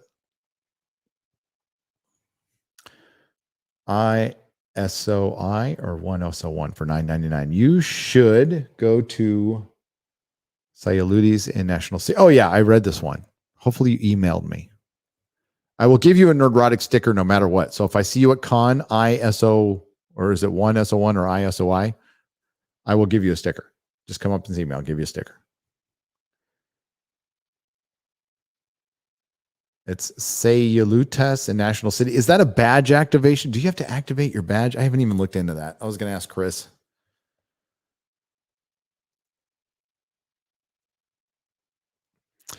Hail Gary, hail chat. Still want an answer to my previous question. Also, it's F-bomb 14. Okay. Carlos loves nachos for $3. That's a donation. And I love nachos too. Carlos, thank you. Mr. 19. Hail, bud. Get a coffee on me for $4.99. Thank you. I will. Jens Andersons of the Tuari. Will you do a square up when I sent many chats? Yes, I'm doing one right now. Inject some common sense. Florida in July. I probably not. I thought I can make it, but my wife's got plans. So, yeah, fuck. I know Drinker's going to be here. It's like, I'm trying. I don't know. I don't know. I'll think about it when I get back. Probably not though. People of sand. Oh yeah, that's right. The people of sand. We were standing in front of giant sand dunes. I read that one. I'm having blue waffles for breakfast, says Bird Shib for $2 Australian. I'm sorry to hear that. Hi G, I just got my badge for Comic-Con San Diego. Couldn't buy a ticket online to any of your events. No, because they're not for sale. Are there any left? I am bringing my first issue of my comic printed and meeting with some publishers while I'm at Comic-Con. Super stoked. Hollywood's Roadmap for $20. Well, you don't just show up. Just show up. If anything, show up to the meetup. Just go ahead and go. If there's too many people there, oh wow. I'll hang out outside. I don't give a shit. Gamer Dad for 20 Canadian pesos. Seriously, why do people from the guard? I read that one. I think you misunderstand me. I mean, people like Lucas and Spielberg, etc. People that were making good films when they were not reacting to this. People from the old guard became the guard. Gamer Dad. Sorry to report you, but the outsiders that were George Lucas and Steven Spielberg largely kept outside for pretty bad reasons too. Okay, the old guard was a little racist in Hollywood back in the day, but they kept George and Spielberg out because they knew they were the next thing, and they tried to keep them to preserve their old ass jobs, and they couldn't because Spielberg and George Lucas steamrolled Hollywood. The thing is, then they became what initially kept them out in the first place. Now Spielberg is entrenched. He is old guard traditional Hollywood. So of course he's going to let this shit happen. He doesn't care. He's got his money. Plus he's also woke. He's also incredibly woke. Spielberg is behind a lot of what's going on. You think Jar Jar Abrams just got there on his fucking talent, or do you think he got there because he's got Uncle Steve going to bat for him? So it's the old guard's fault. Lucas is not guiltless either. He's less a part of Hollywood than Spielberg, though. I'll give him that. Like, he doesn't live there, but Lucas completely supports the machine, the state that's oppressing you in Canada. That's oppressing us. Lucas backs it 100%. Birdship for $2. X-Men age sensitive cow persons.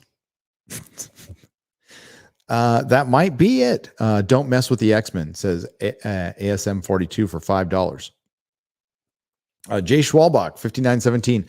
What are your friends in the comic book stores in San Diego? Oh, I've read this one. Yeah, I mean, like George Lucas, and to back to that, Gamer Dad, which is a great name, by the way. It's a huge disappointment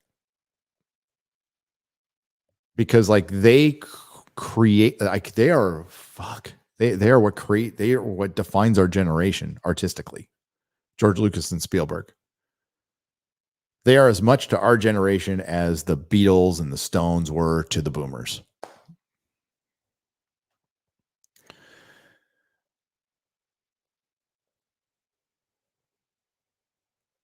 Except a lot of the boomers heroes just died before they got old. Charlie Heathcott for 10 Canadian pesos. Why are you up, Gary? You need to sleep sometime. It's only midnight. I'm on Pacific Coast time right now. But it feels like 2:00 in the morning because it is.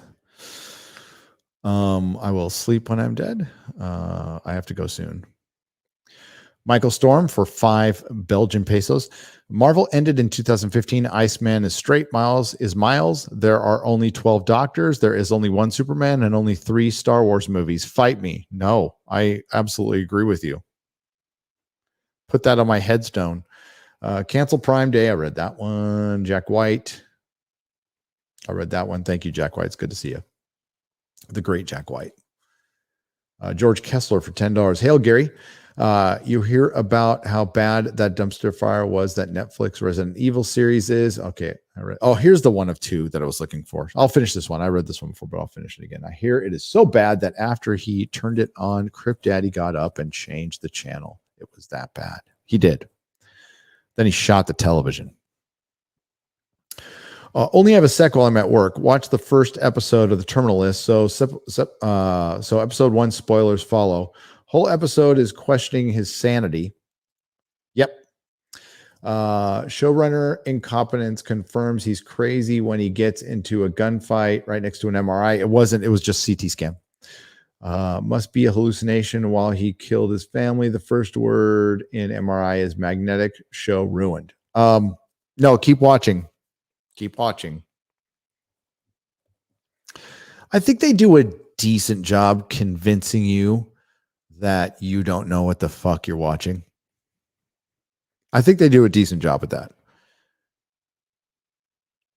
But yeah, keep watching. Now, based on what I've heard, I can understand why some book readers would be pissed off, especially another scene that's just completely missing that I would have loved to have seen. But there's no way they would shoot that today.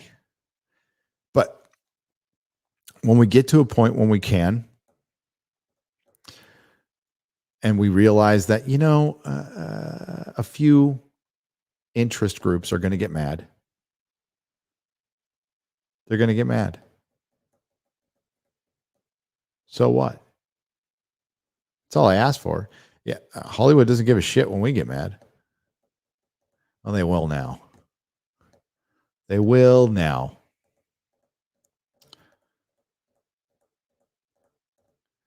Yeah, it's going to be tough to take the high road when so much shit has been slung at us, the fans. It's going to be tough. I'm not going to say I am or I'm not. We'll see when it happens. We'll see how I'm feeling, how you're feeling.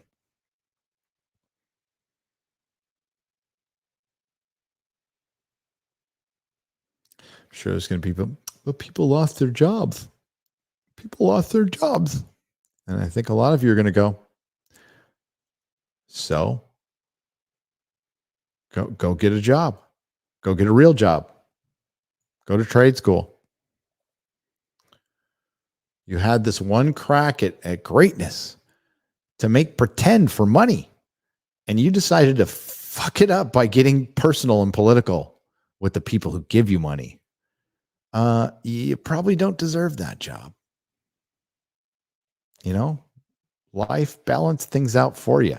It's called merit.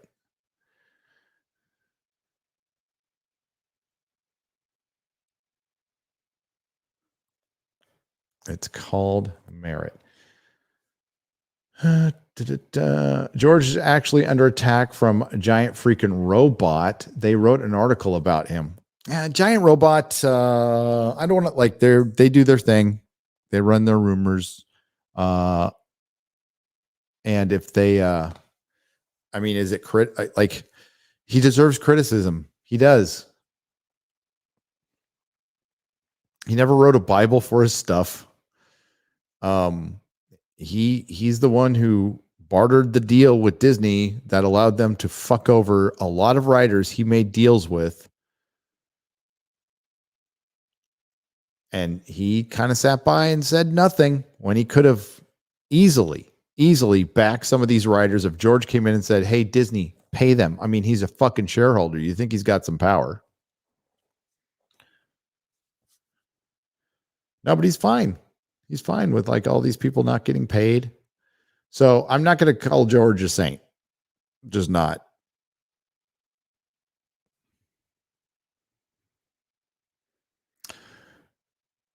But I don't think he's as bad as Spielberg. I think Spielberg's a total sellout. Kate Capshaw's the Yoko Ono of Hollywood. Blue Peril for I read that one. Jack White. Did I read this one? Oh, yeah, no, I have not. For $10. My advice when it comes to Prime is to watch stuff like Reacher, Bosch, The Terminal List series Amazon's has done well, and avoid any fantasy stuff Amazon pulls out. Yeah, it seems they're very good at the linear stuff. I know some people are loving The Boys. I am not. I am not. not. I have my reasons. I will state them soon. Corey Blum, which, yeah, you know, I could have been a shill. Just, I guess I didn't have it in me. Corey Blumberg, did my 20 get read? I am confused. I don't know. Let's see. Oh, it helps to.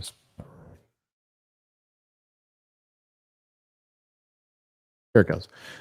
Corey Blumberg for $20. Hail, Gary. The Minnesota Renaissance Festival announced August 27th is Tolkien Day. 309 people confirmed they were going to this fair. I'll be going wearing my screen-used Erebor armor. Oh, yes. Stay true, my friend, for Tolkien. For Tolkien. And thank you for the $20. There, it got read now. Pineapple does not belong on pizza. Change my mind. Sammy DeBull for $4.99. Do not deny until you try. I have no idea. Pineapple belongs on pizza for me. And I'm glad I'm in San Diego where I can go to Pizza Time and get my perfect pineapple pizza with jalapenos and buffalo sauce. Steven that way for $9.99. James Reese was at a CT. Oh, I read that one. Marty for $5 Australian dollars. I have a whole room of Captain America stuff, and now I'm selling it all. I'm done. Got some Ripaverse and Cyberfrog stuff coming. There you go. Just swap up then. Sell some older shit and get some Ripaverse. I'm not against that at all. I did that a lot. That's how I built my collection. I just traded up. It started out with just buying low grade copies, because I was a poor kid. So I would run out and save up a bunch or put it on layaway and get Amazing Spider-Man #1 in good condition. And then I'd trade up. I'd trade somebody, give them a little extra money and just get a better grade. I never had a ton of money. I was a working man my entire life. I was fine. I'm fine with that.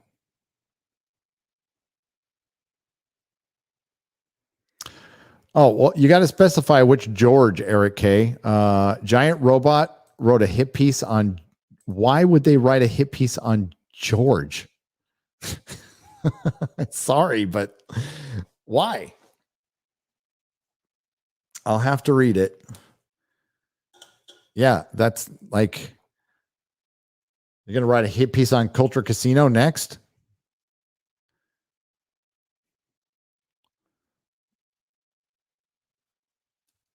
Why are you messing with George?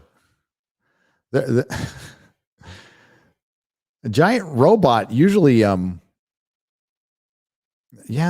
never seen him like take shots at anybody. Maybe I missed it, but they usually like run kind of on our side, like rumors and shit. And some of them are really like whack rumors that don't come true. And I think I've seen him come out with some anti-woke stuff. I have with Star Trek. Absolutely have. Yeah, that's weird. That's out of the blue. But it like, hey, that means you've arrived, I guess.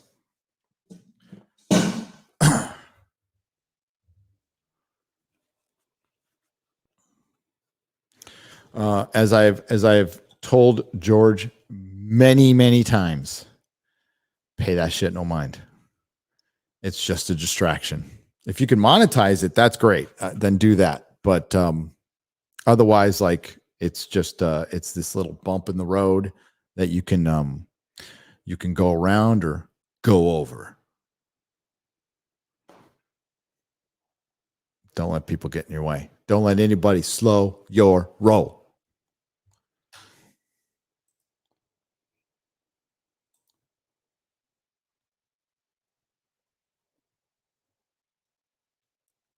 Gary, how do you feel about having 3 times the stream of Hasbro's 40th anniversary of G.I. Joe cartoon right now? Grattan Sargent for $4.99. I think that's sad. I go over to Hasbro and I watch those G.I. Joe cartoons. I think they're fucking rad. I mean, I'm grateful. I'm very grateful you're all here. So it's sad for Hasbro. Good for me. I'm very happy. But I like G.I. Joe cartoons, and I think it's actually a franchise that's that might be one of the last standing. If you think about it, like I don't know if they're going to give a movie another shot, and that might be good. Like, just you got your cartoon, and it was a good cartoon. We had fun watching it. I used to sit down and watch G.I. Joe with like a salad bowl of Fruit Loops because I was like smoking balls. And we just watched G.I. Joe and Transformers, and it was great. But I'm grateful, Grattan Sargent. I'm grateful for every day I get to do this. This is great, and it's because of you guys. Yeah, it's very bizarre that they wrote a piece on George. Again, I'd have to read it. It's not like George says anything crazy. You know, what was the last thing you talked about? Tom Shippey. Yeah, Tom Shippey was fired because he came up against the showrunners. It's pretty obvious. I doubt it was like a basic bitch interview with a German magazine, which I read. And the only thing he said in that interview was he talked about some parameters of the second age. I did a video on it like 2 years ago and a year ago on that very subject on why they got rid of Tom. The thing was, Tom didn't know he was fired. Lady Gravemaster can attest to this because she was trying to contact him for me when she was my producer. And even after it was reported he was gone, he responded to her saying he was still with the project. So it must have been a situation where they didn't fucking tell him that he found out via the press. That's my guess. That's my guess. That's how Gina found out she got. That's how a lot of people find out, by the way. I Love Scotch puts pineapple next to pizza. Bless you for $2. Stanley Johnson for 2 super chats of $9.99. Thank you. Ezra E for $5 Australian dollars. If you ever did a cosplay at Comic-Con, what would it be? Oh, you guys do not know what my opinion. You don't want to know my opinion on cosplay. I think it fucking ruined so much of fandom. I can't even get into it, but I respect it as an art form. It's not for me. I think there are some people who do it very, very well. And then those people who are craftsmen, actual nerds. I'm being specific here. The strippers who came there with the cosplay who don't even know what they're fucking cosplaying. That's what fucked up a lot of things.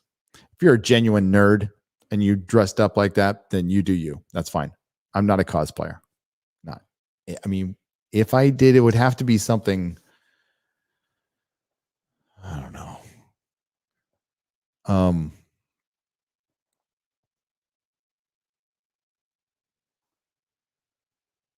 I'd have to think about it. It would be Venture Brothers. I would do something from the Venture Brothers. Either be Dr. Venture, but it would be from the Venture Brothers.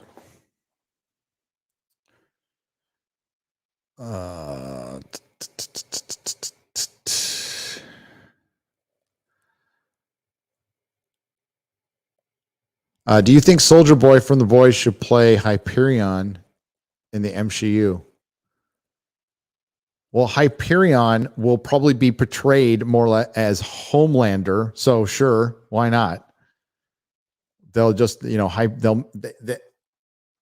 kind of, in Squadron Supreme, when Straczynski did it, it was kind of fun. I mean, he was still a hero. He wasn't like bad Superman. He wasn't good.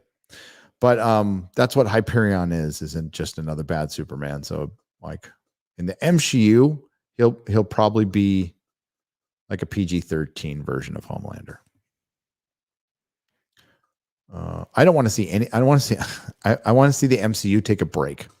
I think that's the only. I think that has to be like logically, if they are going to go ahead and continue making money and making new fans instead of just retaining your old ones and that retention number going down and down and down, which is what's happening right now. They're not gaining any new fans. Is they're going to have to do Secret Wars, bring everybody in. It'll be a big gimmick. It'll probably do pretty well. And then fucking take a break for a decade. And then restart the whole thing with Captain America, Iron Man, Thor. And if they have the gumption to do that, they might still make some money. I don't know if they will. I don't know if Disney falls apart and sells them. I mean, it sounds impossible right now. But look at how much they've faltered. And we're going to have some lean times next couple of years. Hey, Gary, I've been into Lord of the Rings, the movies, and I've read the books. I'm reading The Hobbit. Any other Tolkien books I should pick up? Well, you did a great translation of The Green Knight. But there are a shitload of books you need to get. Joe Dubs, 35, starting with the Silmarillion, Fall of Gondolin.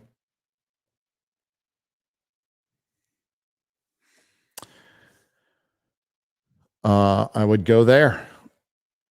There are many books out there. If you're a fan, then you're going to get into that lore.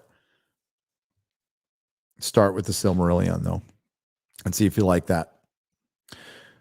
Sin Acedia for $5. First time super chat. Ripa should buy a large poster size printer so he can send his YouTube friends posters for their backgrounds and t-shirts, hats. I would love it if Ripa could somehow, some way, get one of those ads that drives in front of the Comic-Con, those giant fucking rolling billboards with the Ripaverse on it. I think that would, I mean, Is it kind of throwing his money away? A little bit, but a lot of people would take a picture. I think it would make a point. There's so much of that fucking Hollywood gobbledygook plastered all over every fucking building. It'd be fucking rad to see the Ripaverse represented. He doesn't need to do it, though. He doesn't need to do it. I wish I had a shirt to rock down here.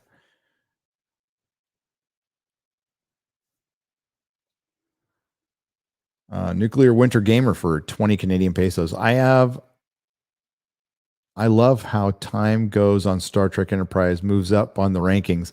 I know it's not the best Trek, but it's better than current Trek. Hail Gary. Yes, it is. I'm not going to deny that. Samwise for $4.99. The Rings of Power looks so bad. I don't think I will get through the series. Hard to believe the disrespect to the lore. Keep up the great work, Gary. Thank you. The only thing that's hard to believe is that they went fucking through with this like 2018 shit. I mean, that's what it is. This is like 4-year-old politics going into a show. And the more time goes on, the more out of date it looks.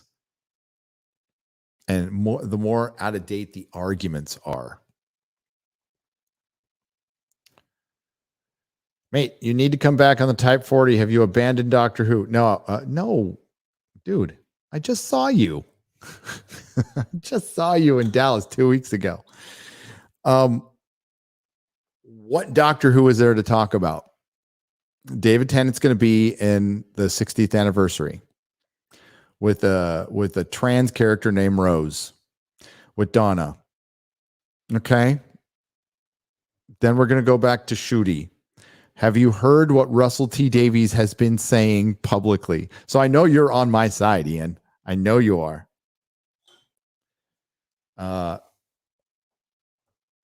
I will get to Doctor. I've not forgotten Doctor Who. I'm waiting for the bitch to regenerate. I'm waiting for the bitch to regenerate. Once the first female Doctor, played by Jodie Whittaker, who disrespected the fans from fucking day one, is gone, and Chris Chibnall is gone, then we can take on the next task, which is, are they erasing the timeless children, or are we getting a more amped up, woke Doctor Who? And I think the answer is the latter, based on every word I've heard from Russell T. Davies. He's lost his fucking mind. I don't know if I don't know what happened to him, man. And maybe I don't know if he's always been this way. But I think he's pretty bitter that the BBC was going out there recently going, we just made $200 million in licenses, dipshits, because you promised a big return of Doctor Who with Russell T. Davies, and it's going to be woke shit. And $200 million in the grand scheme of things and entertainment. Well, that's got to do my maths here. It's about 4 or 5 episodes of Lord of the Rings Power. That's about it. But yeah, I will talk about Doctor Who. Flag Ninja for $10. I mentioned this to Az yesterday. Don't you know, if you buy anything collectible from Egomos, that they are probably going out of business? It sucks because their XL Star Trek models were really good. Egomos was great. I didn't know they were going out of business. I'm sorry to hear that. They made some great ships. A lot of shit's going out of business. I don't know how much, like, the hot toys market's going to not be so hot. Petrol's going up. How you guys call it in UK? The petrol is going up, and if petrol's going up, prices are going up, costs are going up, and yeah, a lot of stuff is not going to get made, I think, because we've been through this before. This ain't my first recession. Be ready. Hold tight. Grab your nutsack. John Thomas for $5. Drinker had a guest on his video today that said indie comics only do well when Marvel does well. Thoughts? That was Mark Millar, who he had on. And he's not wrong. A rising tide lifts all ships, and Marvel is the ship. Marvel is the ship. Marvel is the ship that carried most of the things with comic shops. And when Marvel was doing really well, Image did well. That means DC had to try harder. And a lot of times they were better. And they still didn't do well as Marvel. It sucks. That's just the way it is. That's why DC fans called Marvel fans Marvel zombies back in the day. Here's the difference today. Marvel is not going to do well again. I repeat myself. Disney Marvel Comics is never going to do well again. It's over. So you better find another way to do well, because it's not going to be with Marvel or DC. Their best days are behind them. They don't pay, or they can't afford the creative talent that it would take to revamp their entire universe. Most of them are gay now. They let these psychopaths run their IPs into the ground because Kevin Feige didn't think the comic books were important. It's over. I know it. Everybody fucking knows it. Now we can have a bunch of comic creatives like Mark Millar, one person I respect, go out there and get their Netflix deals, and they're fine. But everybody else ain't fine. Max Visaggio is on her 17th GoFundMe so she can eat cat food.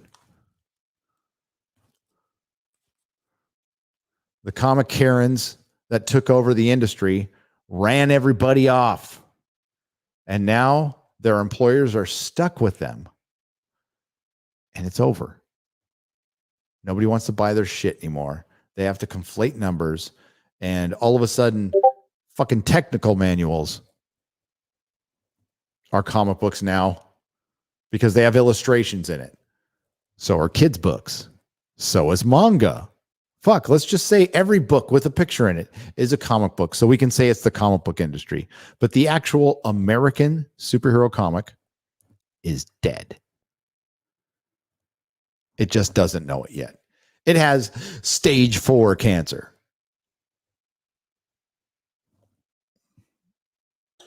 It's not Marvel Phase 4. It's Marvel Stage 4.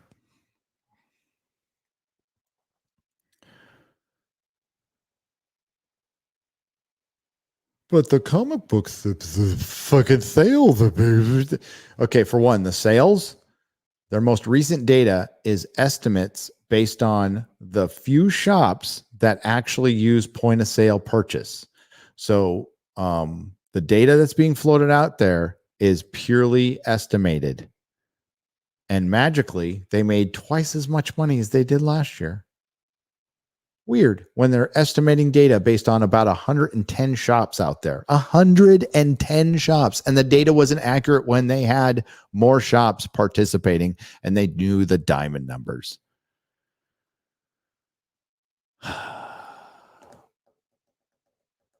I saw it dying when I owned a shop in 2013. They had a bump and they fucked it up.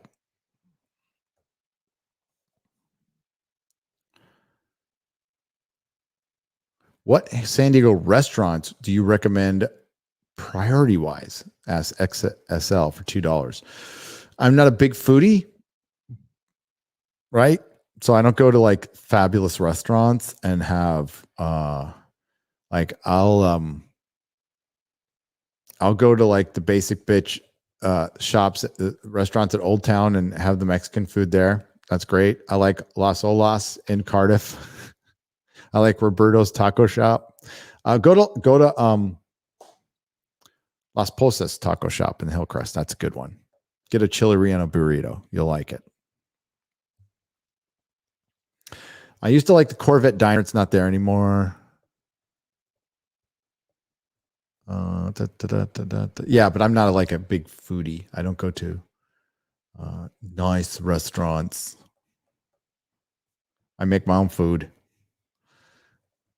I'm a simple man. I eat prison food, so like everything's great to me. I have an unfair life grading curve. I eat fucking prison food. It's all fucking good. Gerald Armstrong. Sorry though. I wish I could give you a better answer.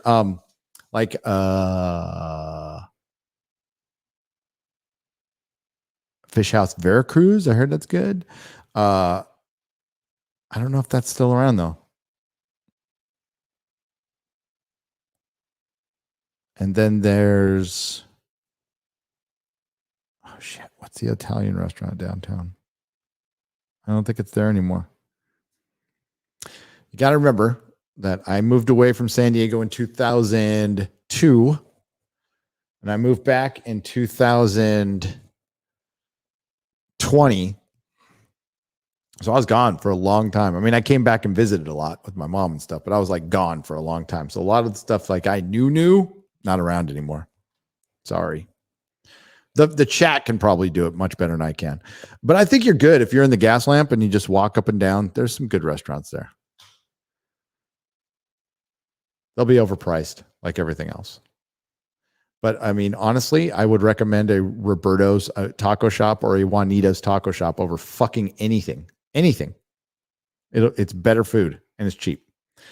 You're not going to be in the ambiance, the bright fluorescent light that's flickering over you and the picnic table that looks like it's 50 years old. Might not be to your liking, but the food is great.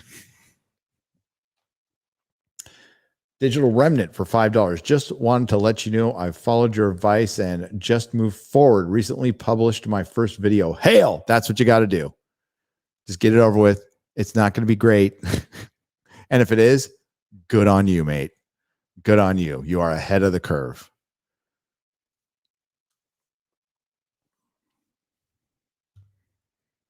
Well done. Have you driven by Snapdragon Stadium yet? No. What's Snapdragon Stadium? Is that the new Aztec Stadium? Is it done? Where the Murph was? God, that breaks my heart. I just can't even think about the Chargers being in LA again. It stings. It stings. That one's gonna sting. That's the kind of hurt that ain't gonna heal. It's just not. Michael Pro for €9.99. Loved TNG. I'm 45 and I only stopped watching because I've seen it too many times, but I respect your honesty. I've seen it a lot, but I can't stand the cast right now. Maybe that'll fade in time, but quite frankly, I've heard way too much out of those fucking idiots. And they also, for the most part, don't really respect or like Star Trek very much. Like, William Shatner had his battles with Star Trek, but he learned to respect it. Leonard Nimoy always fucking respected it. And DeForest Kelly did too. I'm catching up. Mutants, well, they had a brand recognition. I hope Ripa can handle Disney making him Scrooge McDuck rich. Modalicious for $5. I hope he can too. I mean, if Eric needs, trouble, if he needs help carrying his money, I'm always there for him. Dave Smith asked him for a loan for $2.8 million today. Okay. I'm caught up on those. I gotta read some of the ones from last week. Hang on. Before my voice gives out. I can go for a few more minutes.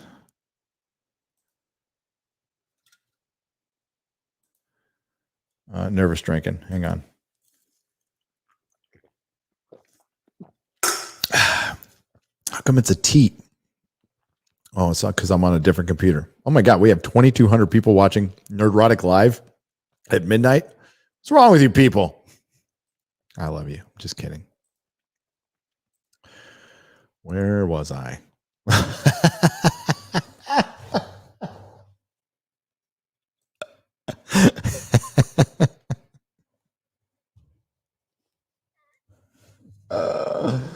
Oh my God.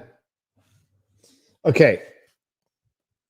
I'm not saying this just because he's my little boo, our editor. Perry Chan is seriously one of the funniest motherfuckers on the planet. Like, without a doubt. Like, when you talk to him on the phone or when you see him in a live stream, he'll be all, hey, how's it going? But in his mind, he's like the Canadian Asian Sam Kinison. His mind is as sharp as Freddy Krueger's fucking blades on both hands and his penis. I'm not kidding. I'm going to give you a preview of our next thumbnail. Why not? You guys are up. Let's have a little fun. I mean, I am a little punchy. Okay, keep that in mind too. I'm a little punchy. But one time, like, this guy didn't mean any harm, so I don't mean to like call him out. The person who gave me this, just fucking, stubbed my toe on a chair. It's metal. That did not feel good. The guy was being sincere, right? So I don't want to, like, if you're out there, person who sent this, like, I'm not clowning you, okay? But he's like, hey, Gary, I really like your stuff, but I think your thumbnails are really immature. And you know, I guilty as charged. They're super immature. They're supposed to be immature. Is this gonna come up? I just got to make sure I don't fucking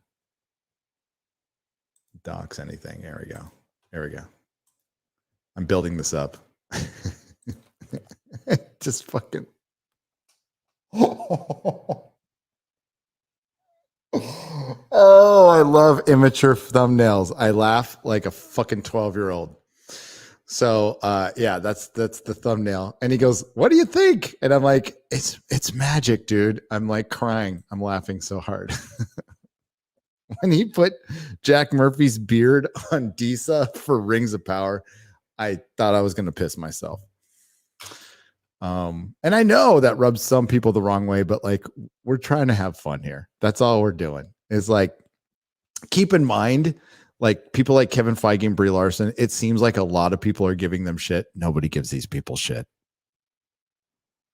Outside of the two Jeremys and a couple of other people on YouTube, nobody gives these people shit. Nobody says no to them. Okay? So, you know, it's not like, remember, this is the same town that pounced on Britney Spears for years. For years. Shaving her head. She's all over fucking TMZ. I mean, these are the same motherfuckers, right? Like, that's not something I would do. Like, if there's an artist out there, like, losing her mind or being pressured by a fucking weird dad, like, I wouldn't be, like, making videos on her left and right like Hollywood did, like TMZ and all those fucking pieces of shit did. And we're talking about like a Hollywood producer who everybody considers God at this point, and we're giving him a little shit because nobody else will, because it's obvious. It's kind of, this guy systematically got rid of everybody who made the MCU what it is, and is just completely okay with taking all the credit. All right, you want all the credit, buddy? You're going to get it. Be careful what you wish for. Be careful what you wish for. Yeah, Ezra Miller. Well, Ezra Miller is acting like a fucking mess. But he's also grooming fucking children, supposedly. So, like, it's one thing to be on a bender, like a drug bender. Like, I'll always have like a certain amount of sympathy, but that doesn't mean you don't have consequences, right? I was just too high. I would have never filmed myself doing the shit I did when I was high. I would. No matter what drugs, that's why I don't buy a lot of the defense now. Maybe some people are affected differently by drugs, but like, I've been on pretty much every drug you can possibly fucking think of. most of the times all at once. And I was still able to decipher ultimately right from wrong. Now, it might have been gray on certain levels, but like killing people, stuff like, yeah, I wasn't going to do that. I wasn't going to hurt anybody. I wasn't going to harm anybody, physically harm anybody. I was just out getting high and being crazy, trying to have fun.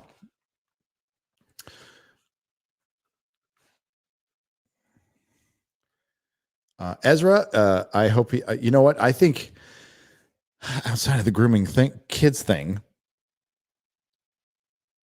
I mean, if he went out and got, it's not, Robert Downey Jr. is the closest thing to him, right? Except without the grooming kings thing. Robert Downey Jr. woke up in somebody else's fucking house. Robert Downey Jr. went to prison, not jail, prison. It's a great story that he got out of that. It's a fucking awesome story. You hope that can happen with certain people. Ezra, I just don't think he's a very good Flash. I don't think he's a good actor. And I think the reason he's got a lot of work is he's very, very, very popular with producers. And I think him being popular with those producers has fucked with that guy's head so much. He is gone. He has compromised himself so much. So there's a certain level of like human empathy you want to have. Like, man, that guy's like fucked up, but it doesn't excuse anything he did. Anything he did. Not a single fucking thing. Whatever happened to me in my youth and whatever I did, every fucking crime I committed, everything I did was my decision, my responsibility. End of story. We don't hear that from anybody these days. So, if people want to give them shit, that's fine. They deserve it. But I was talking about Britney. Britney Spears was just self-destructive. She wasn't hurting anybody other than herself. It was pretty fucked up what they did to her. I'm like, I give a fuck about her music, but that's just the way I felt about it. And remember, these are the same media that call us out all the fucking time. That's the whole point of it. It's like that media 10 years ago was chasing around a 30-year-old girl. And now they want to come after like us, fans. And that's why they're irrelevant now.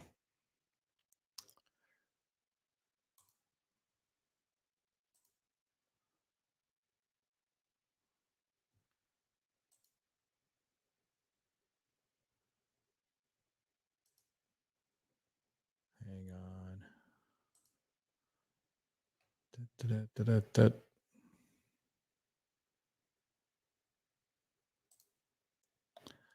There we go. Okay, just a mo. Oh, it's a single tit up again. A single teat.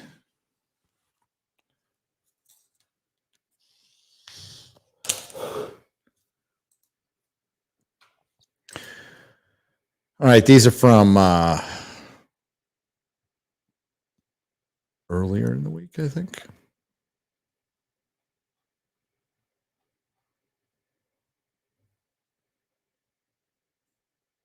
CJ for $10 says, "Hail Gary, woke up early and had my Geek Grind coffee and hit the gym already. Rings of Power is trash, but I'm looking forward to your videos." Thank you. I appreciate that, CJ, for $10. Ubuntu 37. "Hail Gary, I was hoping the community could pray for." Oh yeah, I read this one. All right. His cat. I hope you found your cat. I do. SJ Almighty, thank you for the sticker. That's a spoiler alert. I wasn't spoiling Terminal List. I haven't even watched the rest of it. Gotham Guy for $5 says, Box Office Mojo is showing that Thor surpassed 700 million worldwide, but Deadline and others are showing near 500. Is Mojo wrong? I assume Mojo is wrong. Yes, it is. It was wrong. And Ryan made a good video talking about it. My next video will kind of talk about that, but it'll talk about like the overall problem of like why we're here with Marvel, why Miss Marvel came out. And I've seen most of it now. It's not good. It's not good. It's not well written.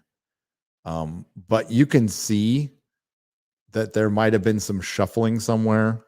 where they really tried to make it work. You can see where they tried to make it work and just couldn't. And just, because it's always the writing. It will always be the writing. Always.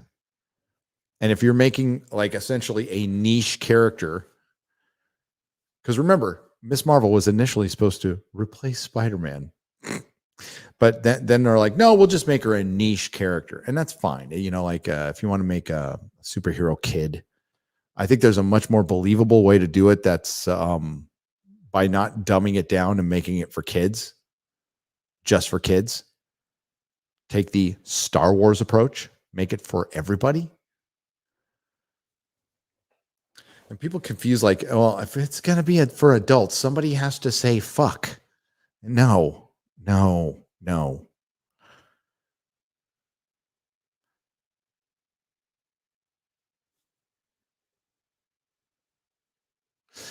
Michael Storm for 500 Belgian pesos says, forget Rings of Power. I'll pay to watch the FNT crew cover Buffy and Angel on a weekly basis, one episode each Friday night. I would do that.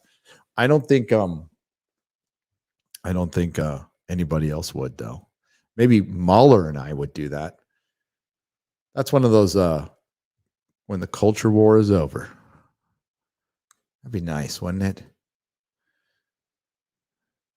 Gary, do you think George R. R. Martin is taking forever to write his book because he needed to change the ending after seeing the response to the embarrassment that Game of Thrones was? Asked Jürgen Hafan for $10. Partially, yes. I think he just didn't know what his ending was. I think he knew he still says he knows the broad strokes, but like how it gets there, he says now his gardening is taken other places. I've said this before, but there's very strong evidence out there that he didn't really start writing Winds of Winter until 2020. And he's probably made, decent. He's probably like a third of the way through the book. You'll never see the end. Not with 5 shows coming out. And if House of Dragon is a hit, if it's a hit, he'll never finish the fucking book. Promise you.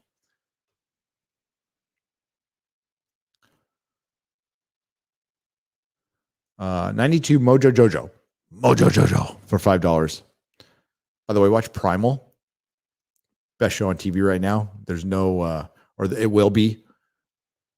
Primal. If you have never seen the show, season 1's on Hulu. It's Tartakovsky. There's no dialogue. It's fucking great. It's great. It is so great.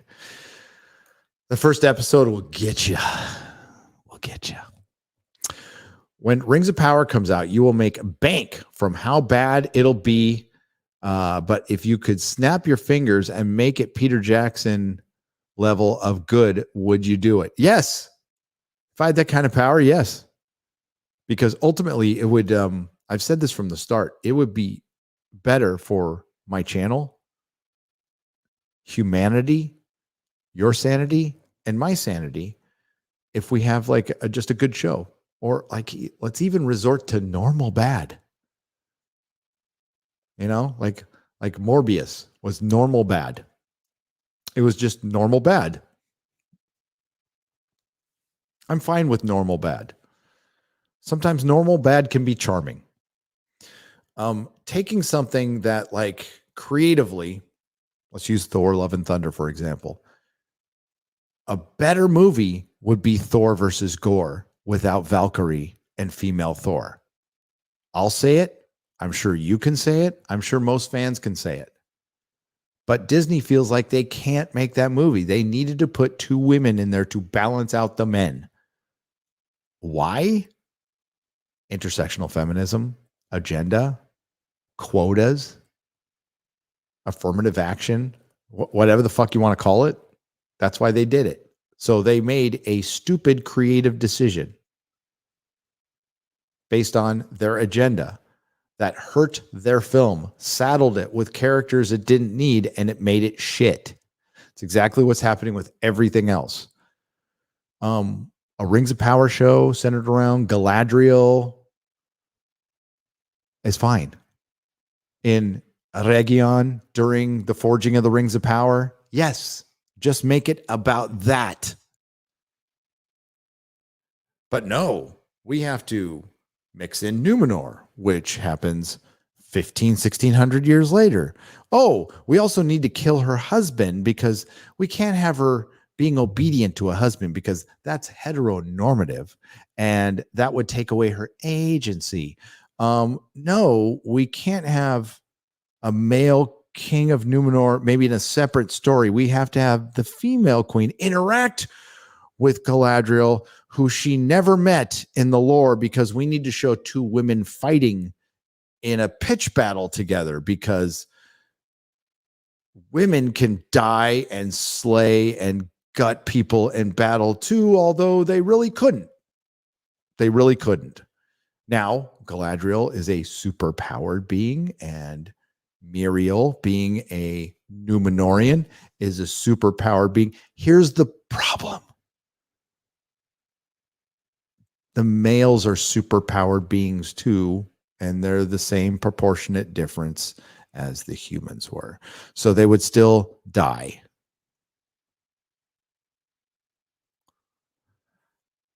But whatever.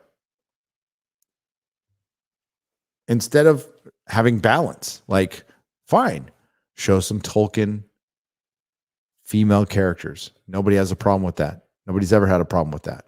But have them be the Tolkien female characters. Not the J.D. Payne, Patrick McKay, woke, intersectional, it's questionable if they have a dick or not characters. Because remember, the Tolkien experts will tell us that we have not been told specifically that orcs are not all hermaphrodites and they can fuck themselves. I don't fucking know, because he never specifically said it.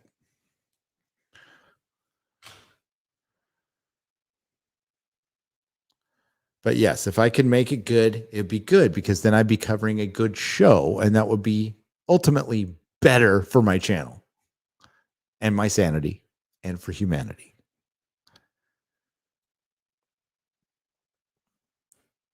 I motion that Simon Pegg be called Simon Pegged. Motion passed. Peter Gorimbe for 5 Canadian pesos. Here. Motion passed. He is now forever Simon Pegged. Thank you, Peter Gorimbe, for the 5 Canadian pesos and the suggestion. Do I have any dissent in the chat? I have no dissent in the chat whatsoever. Speak now or forever hold your peace. It says fitting. I believe Simon Pegged is fitting.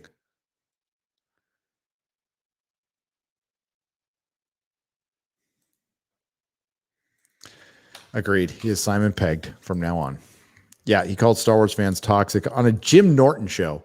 Jim Norton, are you out there? If you got balls, call that shit out. If you still have balls, come on, Jim Norton. You're one of my fucking heroes. Don't be a fucking bitch.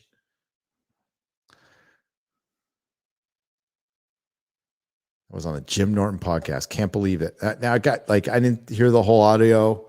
Maybe he was, I don't know, taking a piss while that happened. Not sure. Fucking pathetic. Fucking pathetic. Question, Gary. Watching Buffy for the first time. So is Angel just an exposition machine? The first few seasons, just the first couple.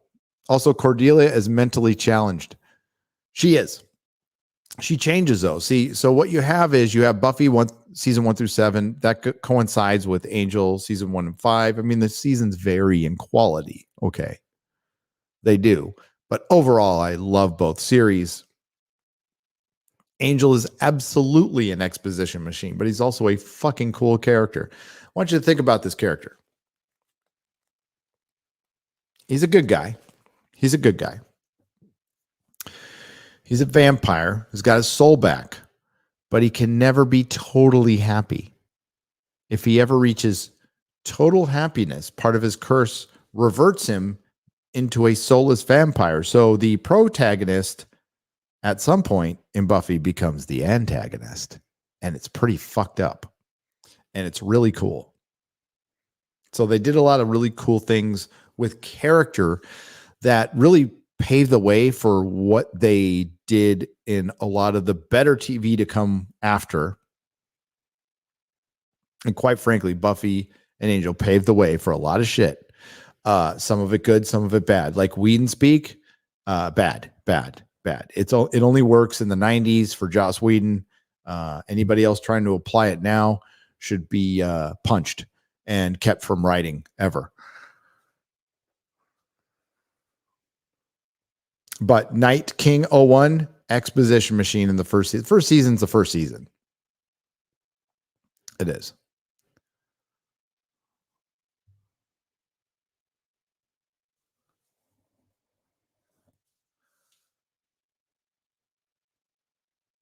Let's at least monetize Amazon's atrocity. Oh yeah, I strongly encourage channels to cover it. And this is the great European lore for 50 Czechoslovakian pesos. So if you haven't subscribed to European lore, I subscribe to his channel. He'll pump out like a Lord of the Rings video like every couple days. Knows exactly what he's talking about. Can roll his R's like a real European. And a good guy. He's also got a really good interview with Chuck Dixon that you need to see. I put a cut of it in one of my videos. You got to see it. Chuck Dixon is fucking awesome. But give him a sub. He's a good guy. Pride and accomplishment.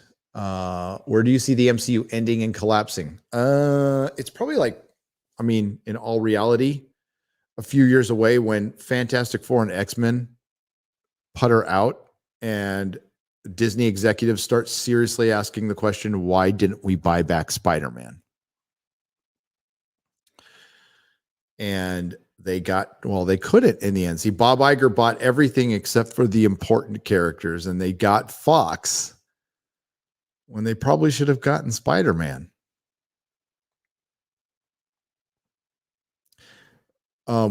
Fox sounds like it's got all these great properties, and it does. Predator, Alien, X-Men, all this great shit that Disney can never make. Never, ever make. Disney would have to resurrect Touchstone Studios. They would have to do that to do the rated R shit. So when do I see it falling apart?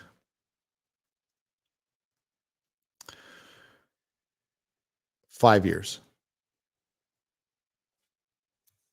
Completely fallen apart. Like kids aren't interested. You're not seeing Spider-Man backpacks everywhere and Iron Man, but you're starting to not see it now. What's going to hasten this is anime and manga, like capturing a generation that should, by all accounts, American generation that should have been Disney's if they would have even half-assed the comic books and the movies. They're not even half-assing that shit right now. It is lazy, lazy shit. All the theaters I clean of Thor have people in them. You can feel the squeeze of Marvel pulling an EA games of constant releases. It says Guardian Fortress for $19.99. That was a great analogy. Great analogy. All right. I've still got some that I got to catch up on, but I've got to go to Sleepy Pie. We got a new one here. When you guys drive back up, hit up Chico's in El Paso. Fill you up on your journey back. Okay. I was in El Paso day before yesterday. I was there. Sup man for $5. I didn't see a guy with a Supercuts Hitler haircut doing a comic book review in his car and eating breakfast tacos. I'm talking about your boy Zach. But El Paso, I've got to say, man, is much bigger than the one horse town I remember going to in the early 80s to visit my great uncle. Yeah, I was in your city. I was in, and I'll probably be there on the way back. So thanks for hanging, everybody. Let me make sure I hang on. Let me sign out to this one. I do appreciate it. And we'll see how it goes tomorrow. I'll be the meetup for sure. I'm not wanting to put out a lot of effort to fucking go to this con. Okay. And I was like, I mean, I don't have to pay. That's nice. Tell you what, I wouldn't let my pass go to waste. I'd give it to somebody who wanted to go or something.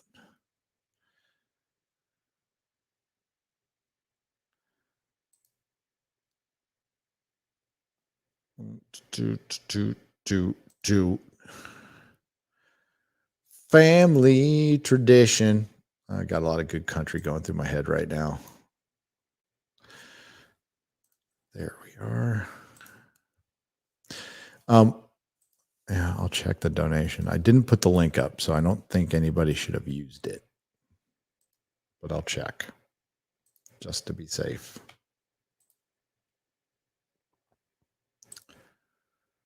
Because it's technically supposed to be a square up. Oh, come on. Okay, good. Good. Minor Zircon for $5. I just got out of work. Glad to see my ex-California, but now Texas brother. Yes, and I will be returning to my homeland soon. God bless Texas. Go to bed, says unpopular movie reviews for $5. I will. And I will, like, as soon as I hit it, I'll be out. Fantasy Fanatic for 6 shekels. I just hope he goes to prison and he gets help. Ezra, I hope he didn't really groom kids. That's what I'm hoping he just like brought that person with her and didn't do anything weird. And I hope nothing happened to that girl. And I hope he's just like on a bender that he gets help for. And if he committed a crime, yes, he needs to go to jail. But there's very few things you can come back from or not come back from, right? I mean, like there's certain lines with me personally, like Roman Polanski can fuck off forever.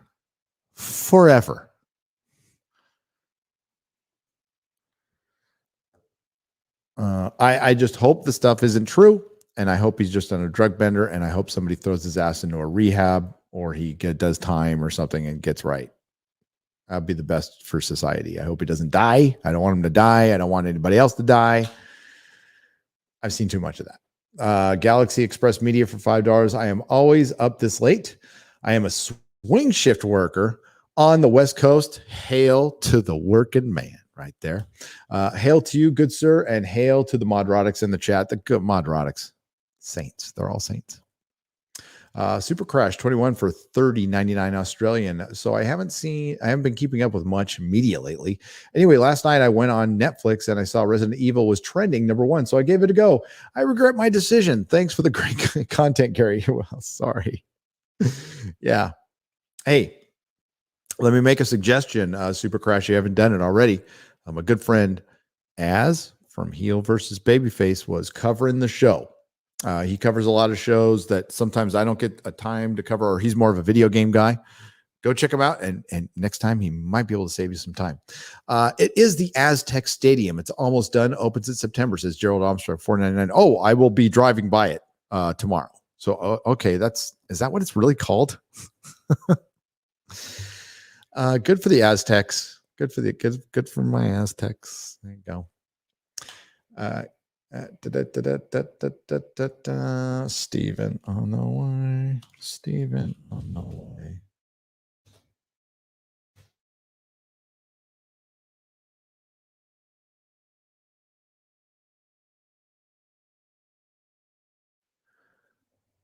Gary, with the inspiration from you and G&G, my first show on my channel is Steven in the Way, and it airs this weekend. Will the live stream king himself have 15 minutes for an interview conversation one day soon? Dude, yeah. I'm free Thursdays. Hit me up in the email and you'll hear from either X-Ray Girl or Mrs. Nerdrotic, and they schedule me because they're kind and they're like my memory. They're also, one of them actually works for me. X-Ray Girl. My wife, well, She doesn't work for me. She works with me. I wouldn't ever say my wife and I are partners in this thing called life. But thanks for the super chat. Sorry, I missed it there, but I'm reading it now. Sargon and Styx on Friday Night Tights do it. Oh God, yes, I love both those guys like to death. I don't know. I doubt Styx has ever heard of me. I've talked to Sargon. Sargon's awesome. I like Sargon a lot. All right. I'm not going to hit everyone. I'm going to try to, I'm going to do another super chat. We're trying to get a member stream in too. Otherwise it's just Friday Night Tights and then me dorking around fucking Comic-Con and uploading videos either here on daily. I am not going to do fucking shorts on the main channel. We'll do them on Nerdrotic Daily all day long. But Nina Infinity made a very good point today on Twitter. And if I'm going to bring this up to my partner manager, the shorts, for those of us who like uniformity with our channel, it makes your channel look like shit. It does. I mean, like, let us do thumbnails the same or something, dude. I'm doing YouTube, by the way. YouTube, it looks like shit. No. A lot of people are trying shorts, and God bless them. I'll start doing shorts when Mahler starts doing shorts. Okay. When the long man does shorts, then I'll do shorts on the main channel. That's all I'm going to say. But now I'm going to go to bed. But like, support all the other channels that do shorts. Like, that's fine. I don't mind that they do it. I can't do it on my channel. I work too hard on uniformity. My OCD I would have a stroke. I would have a stroke. EFAP shorts. Yeah. I dare him. It would be all, hello there. The end. Unbreaded. Yeah, I'm not a fan. Yeah, I don't like TikTok. I don't like to. And TikTok's probably like kicking YouTube's ass, or they probably have some real competition. Instead of copying your competition, why don't you play to your strengths and take it easy on your content creators who have been here for a long time, and make it more welcoming to new content creators so they don't go to TikTok. Maybe don't tell them that they have to get 1,000 subs to get monetized. Roll it back to what it used to be. You just get monetized. And if you fuck up, they take it away. Maybe don't be such a Gestapo with your fucking ambiguous guidelines. If you want to compete against your competition, you have all the strength, YouTube. It's right here. Just roll some of that shit back. Otherwise,